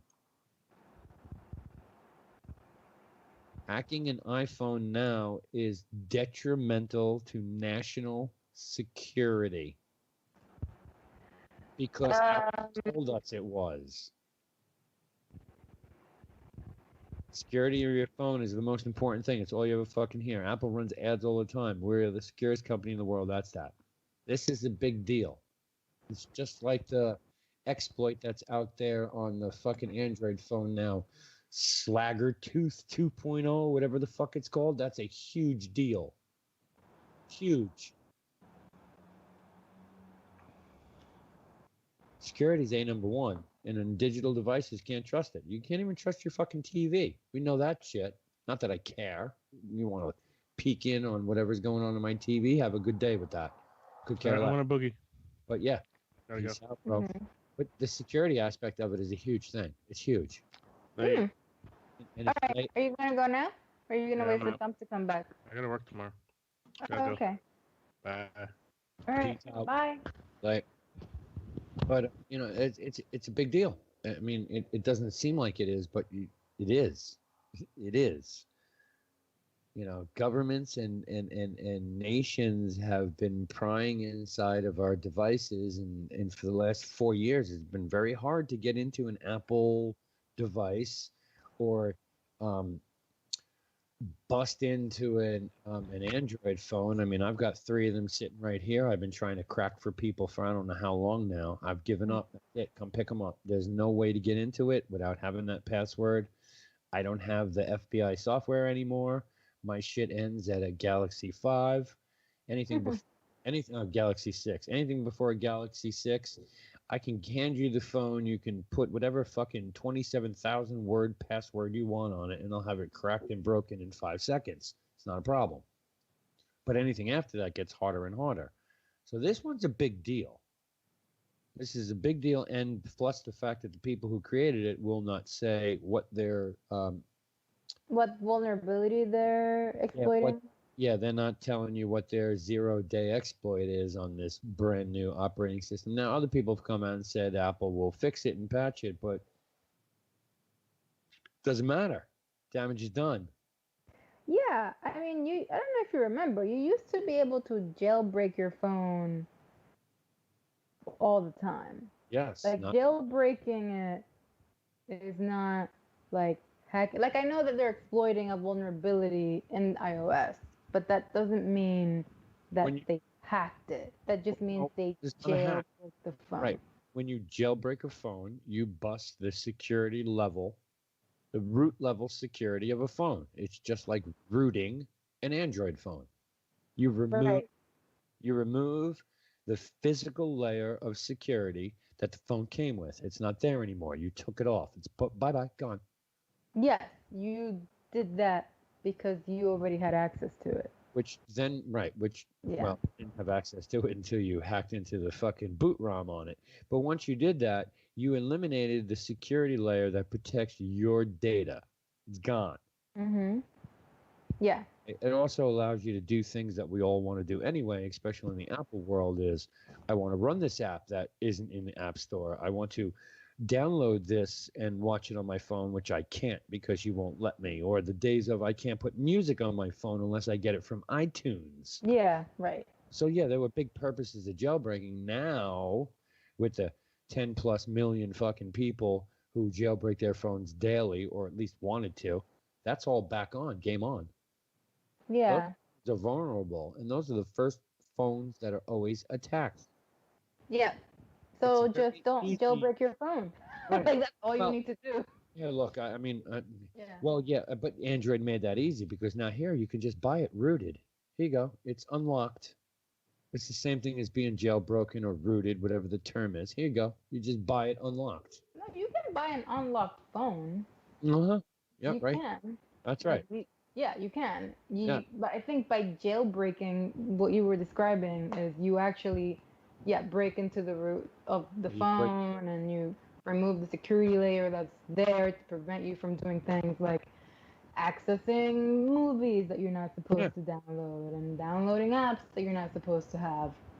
I mean, I used to have friends that would just jailbreak their phones because they wanted it to look a certain way and they couldn't make it happen with whatever it was that Apple was doing at the time. They wanted it to So, look. yeah, I mean, I get you, but to keep yourself safe from this, you just need to not jailbreak your phone. Well, the whole point here is the hack, not the hack, but the exploit is now out there. Which the exploit to jailbreak the phone. I see what you mean. Which means that, and again, I could care less, but there may be other people out there. Your phone gets seized from you, and here's the first opportunity for the government to get into an iPhone 11. Haven't been able to do that. Haven't been able to get into an iPhone since the 8. They have to beg Apple or Google or Samsung or whoever is making Hongwai or whoever, here, unlock this phone for us. We know from the whole WikiLeaks thing 2-3 years back. I mean, if you read they had access to fucking everything and anything. Now, not so much. Now, all of a sudden, this basically gives them a backdoor into everything else. It's not that it matters for the three of us. No one gives a shit no one gives a shit how much money comes in and out of our bank accounts. It's not millions. Nobody cares. Mm-hmm. But there are. Well, it's also not noticeably illegal. Yeah, I mean there are others out there that. Like I'm sure that there is probably $1 or $2 that shines through everybody's account once in a while. That it's just like, oh, that might not have been an honest path for that currency to have followed, but it's nothing to the degree of give a shit. I wouldn't want any law enforcement to be like, well, you were fucking on your cell phone. No, I wasn't. Yes, you were. No, I wasn't. Well, show me. Fuck you. Prove it. Well, give me your phone and I'll just crack it right now. Well, let's go down to the station. We'll put it in this fucking machine. Unlock your phone. Fuck you. Don't touch my phone. Bad enough you tell me what I can and can't do in a car that I fucking bought and paid for. You have to pay road privilege tax to drive. Yeah, well, yeah. Yeah, it's in that and a few fines. It's kind of like this whole ticket. Annually. I got to go to court for this. This is something 6 months ago I could have went online and said, oh, disturbing to know. Oh, you want to charge me $250? Here's your $250. But no, because of 3 months of being in lockdown and businesses closed, I now have no choice to go to a courtroom to be told you're guilty, and it's going to cost you an extra $33 because we haven't worked in 90 days. You laugh, but that's the truth. Yep, that is the other side of COVID. J7, I'm driving on the expressway. All tickets, mandatory court appearance. Why? Why is a parking ticket Oh my God. Because you got to get that court cost. Because somebody's got to get paid. Got to generate that money back into the economy somehow, some way. That's right. See, I know it sounds sick and morbid, but it's the truth. That's why the president never wanted to close shit down. Well, it's the weird part about pay now, pay later, the debate that we all have to struggle with. You know what's great is the pay later is on her shoulders. Because she's the fucking 15, 20 years younger. All the pay later is on her shoulders. Because everything that we're doing now... His perspective is very crotchety, but it's just going to get pushed off. And the debt, this $22 million, the $22 billion trillion debt, we're never going to see pain from that. Thump. No, our politicians have continued to like try and falsely inflate shit, and everybody else has been cool with that. So it'll be interesting when all of that remember the housing bubble? It'll be interesting it'll be interesting to see in your lifetime what you have to deal with the COVID bust. Right? Because that's going to come. It may take 3 years, 4 years, maybe 5, but it's going to hit. It's definitely going to hit. What do you envision the COVID bust sort of will be? Like, things will just be more expensive? Oh, no, that's going to be a mandatory thing coming out of once any economy starts to reestablish itself. It's going to definitely be high demand, high finance. Right, you're already seeing places fucking charge extra. The falsity of income that was put into the market, that's the money I'm talking about. People are going to have to. That's the COVID boom that people are going to have to pay for later. Oh, you mean the stimulus thing? Yes. Okay. That and the corporate PPEs or your tax credit. PPPE or whatever the fuck it was. The Not a PPP. stimulus check. Nobody got a stimulus check. You got a tax credit, which will be taken back from you next year. Really? That's not what I read. Yeah. I read that you don't have to pay it back. Watch what happens. Yeah, I was going to say that money didn't just come into your pocket and decide to stay there. It's like unemployment. Oh, you've lost your job from COVID. We're going to give you an extra $600 a week. And who's paying the taxes on that?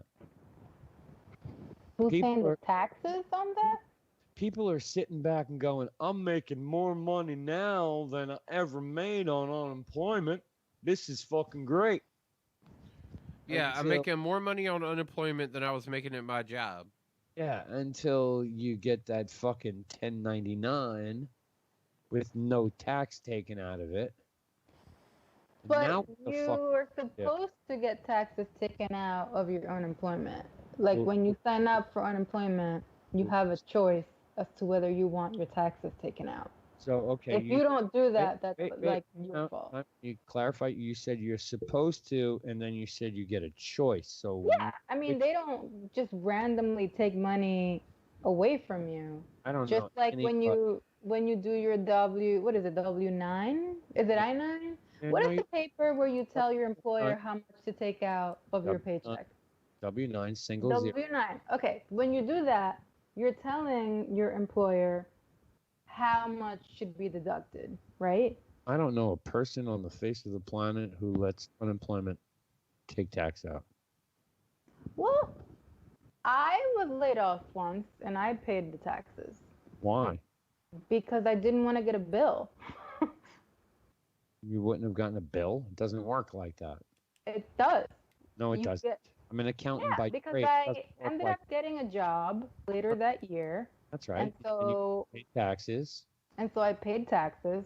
So if I hadn't paid taxes on the unemployment, I would have owed taxes. No, you shouldn't have owed. If you claim single zero, you're usually good anyway. You can take a half a year off.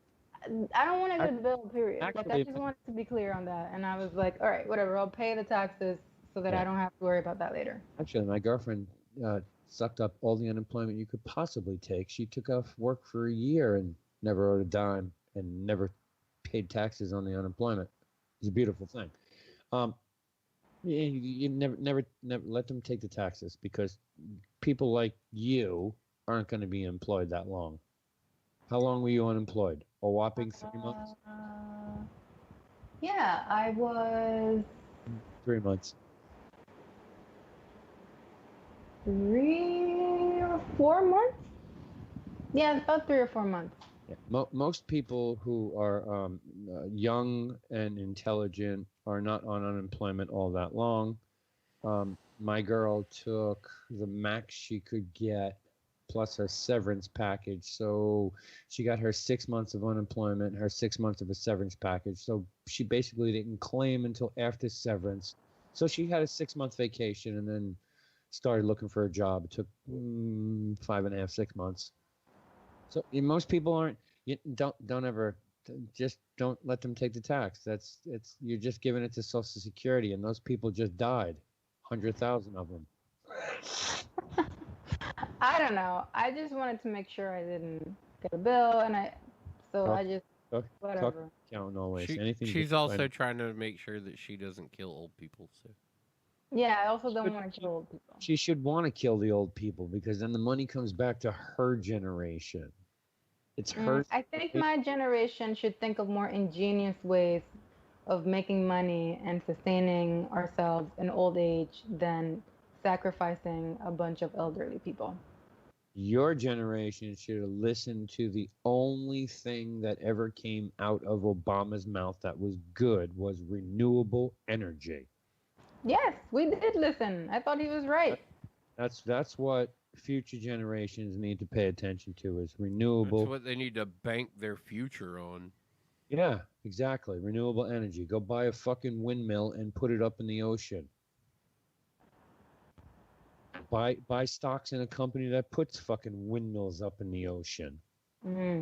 Renewable energy. That's what the next generation needs to focus on is renewable energy. And cut the cost of fossil fuels to save the planet. Did I just say that? Yeah. It's weird shit to be invested in oil and to say such words. I know, right? I actually own oil stocks, and here I am. Yeah, gross. Yeah, I actually own property. Yeah, you're on an oil pipeline over there, so yeah. I actually own a 1/22 of quite a major U.S. reserve. Oil field. Yeah. Fucking.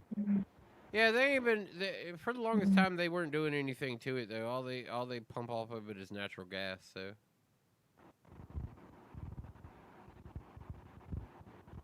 It's been that kind of situation for me. But yeah. It was I inherited it. It was given to me from my dad, and when he passed, I became the next beneficiary in line to collect his payment. Oh, well, that's good. Good for you. Yeah, good for me because I go 1-to-1 on my share. I feel bad for like other segments of the population who have to decrease their shares because one of his brothers had 2 girls. Well, his share now goes to half to this and half to that. So those shares get divvied out on their end, where mine literally went 1-to-1. His other brother had 4 kids, and I'm like, oh man. I was like, I'd hate to see how small that check went from 2. I mean, shit. My dad said that at one point his mom was making enough money off of it to just live off of. Really? Yeah. Oh, the stocks that were floating around in my family. It went from person to person to person to generation to generation. Everybody was living off of them. Wow. Yeah, there are certain ones that definitely can be like there are certain acquisitions that you can make in your life that could not only make your life great, but could make generations of your family good. And you don't have to be like living in a man. You don't have to be Bezos. You don't like that type of wealth doesn't need to be the necessity. That's But right. but there are things that you can definitely do to secure that type of future for you, your kids, and your grandkids. Okay. Yeah, it's Right. it's it's interesting. Like I there was a conversation I was listening to. Was it Rogan and Kevin Hart? Kevin Hart just came back on for his second Joe Rogan experience. Mhm. And Kevin Hart is working on a program that him and some other guys and some of the guys out of Chase Morgan are working currently on educating urban youth on what money really is, like what Mhm. finances really is. He said, from his perspective, this is Kevin Hart, as a poor kid out in the projects in Philly, like he didn't understand what money was, but as things happened for him in life and he got to this point where he's at currently and he's made some friends with some people who really understand how money work, Mhm. he wanted to share that knowledge, and the people over at Chase were up to the idea. They were like, yeah, that's something our company would really love to invest in because they're looking at how money works. And they're like, yeah, that's a great fucking idea. Let's do that. And then Kevin Hart, because he had learned enough about how money worked, goes, no, no, no, no, no.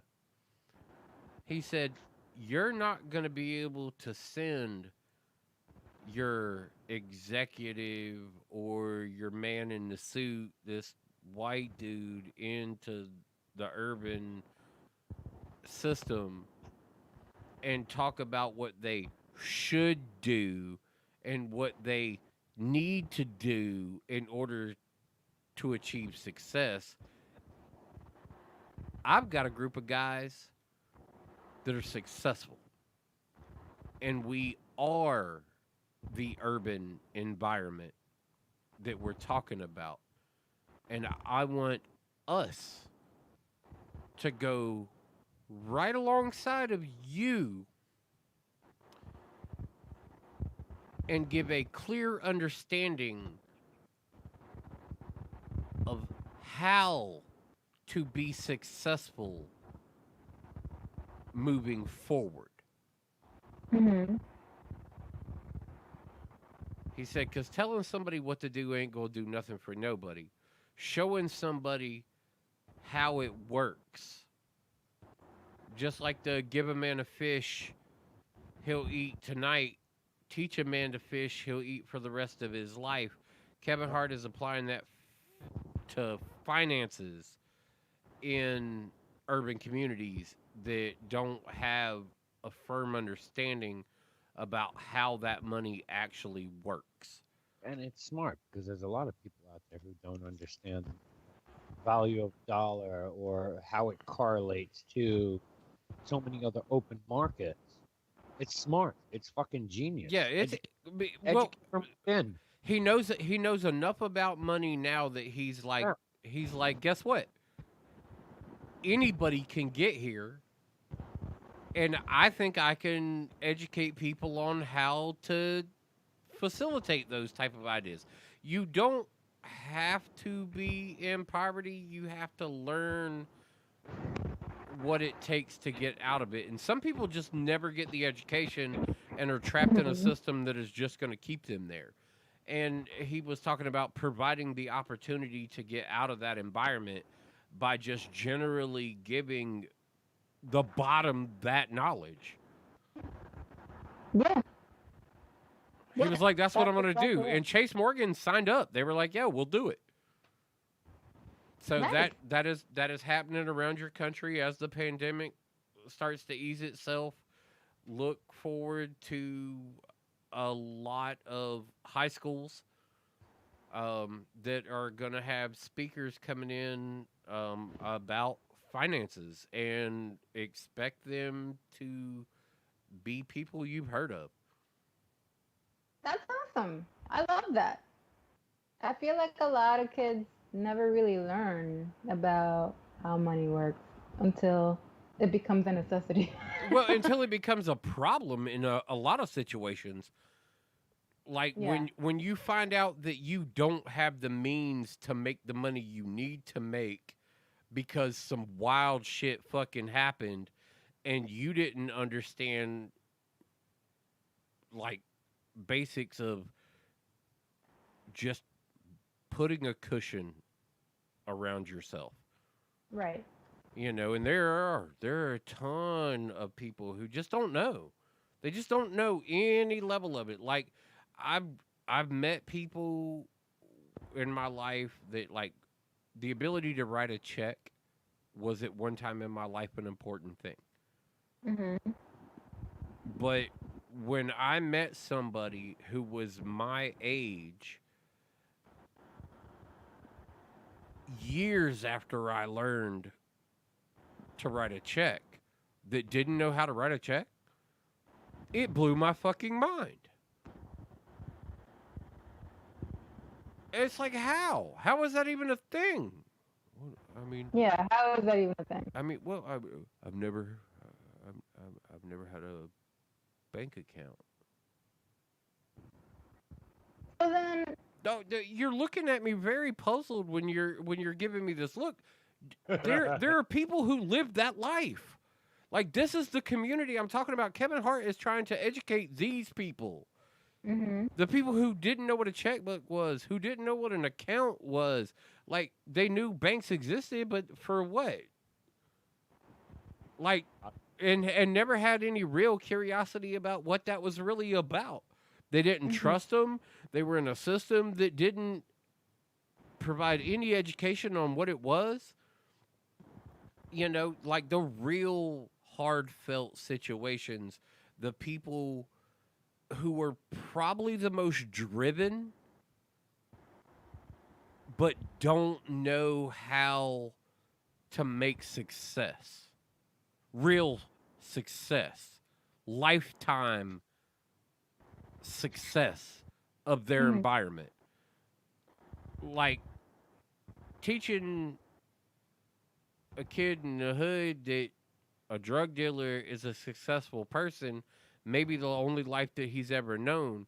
But if you teach that same kid that he can apply that knowledge to something that's not illegal, like, yeah, you can use that exact same fucking philosophy. You can have that same drive. The real hard hustlers of the world who just didn't ever get the opportunity to find out that there was something different Yeah. than that idea. Like, if they would have just been able to, maybe some of them were artists, and maybe some of them could have been Banksys, you know. Maybe some of them could have been Picassos. You know, these people who just didn't know how to take passion and monetize it, and being able to teach the monetization of drive. The monetization of drive is something that's highly left out of anybody's education growing up. Interesting. Because you can do what you want. A lot of kids grew up being told, you know, you'll never work a day in your life if you love what you do for a living.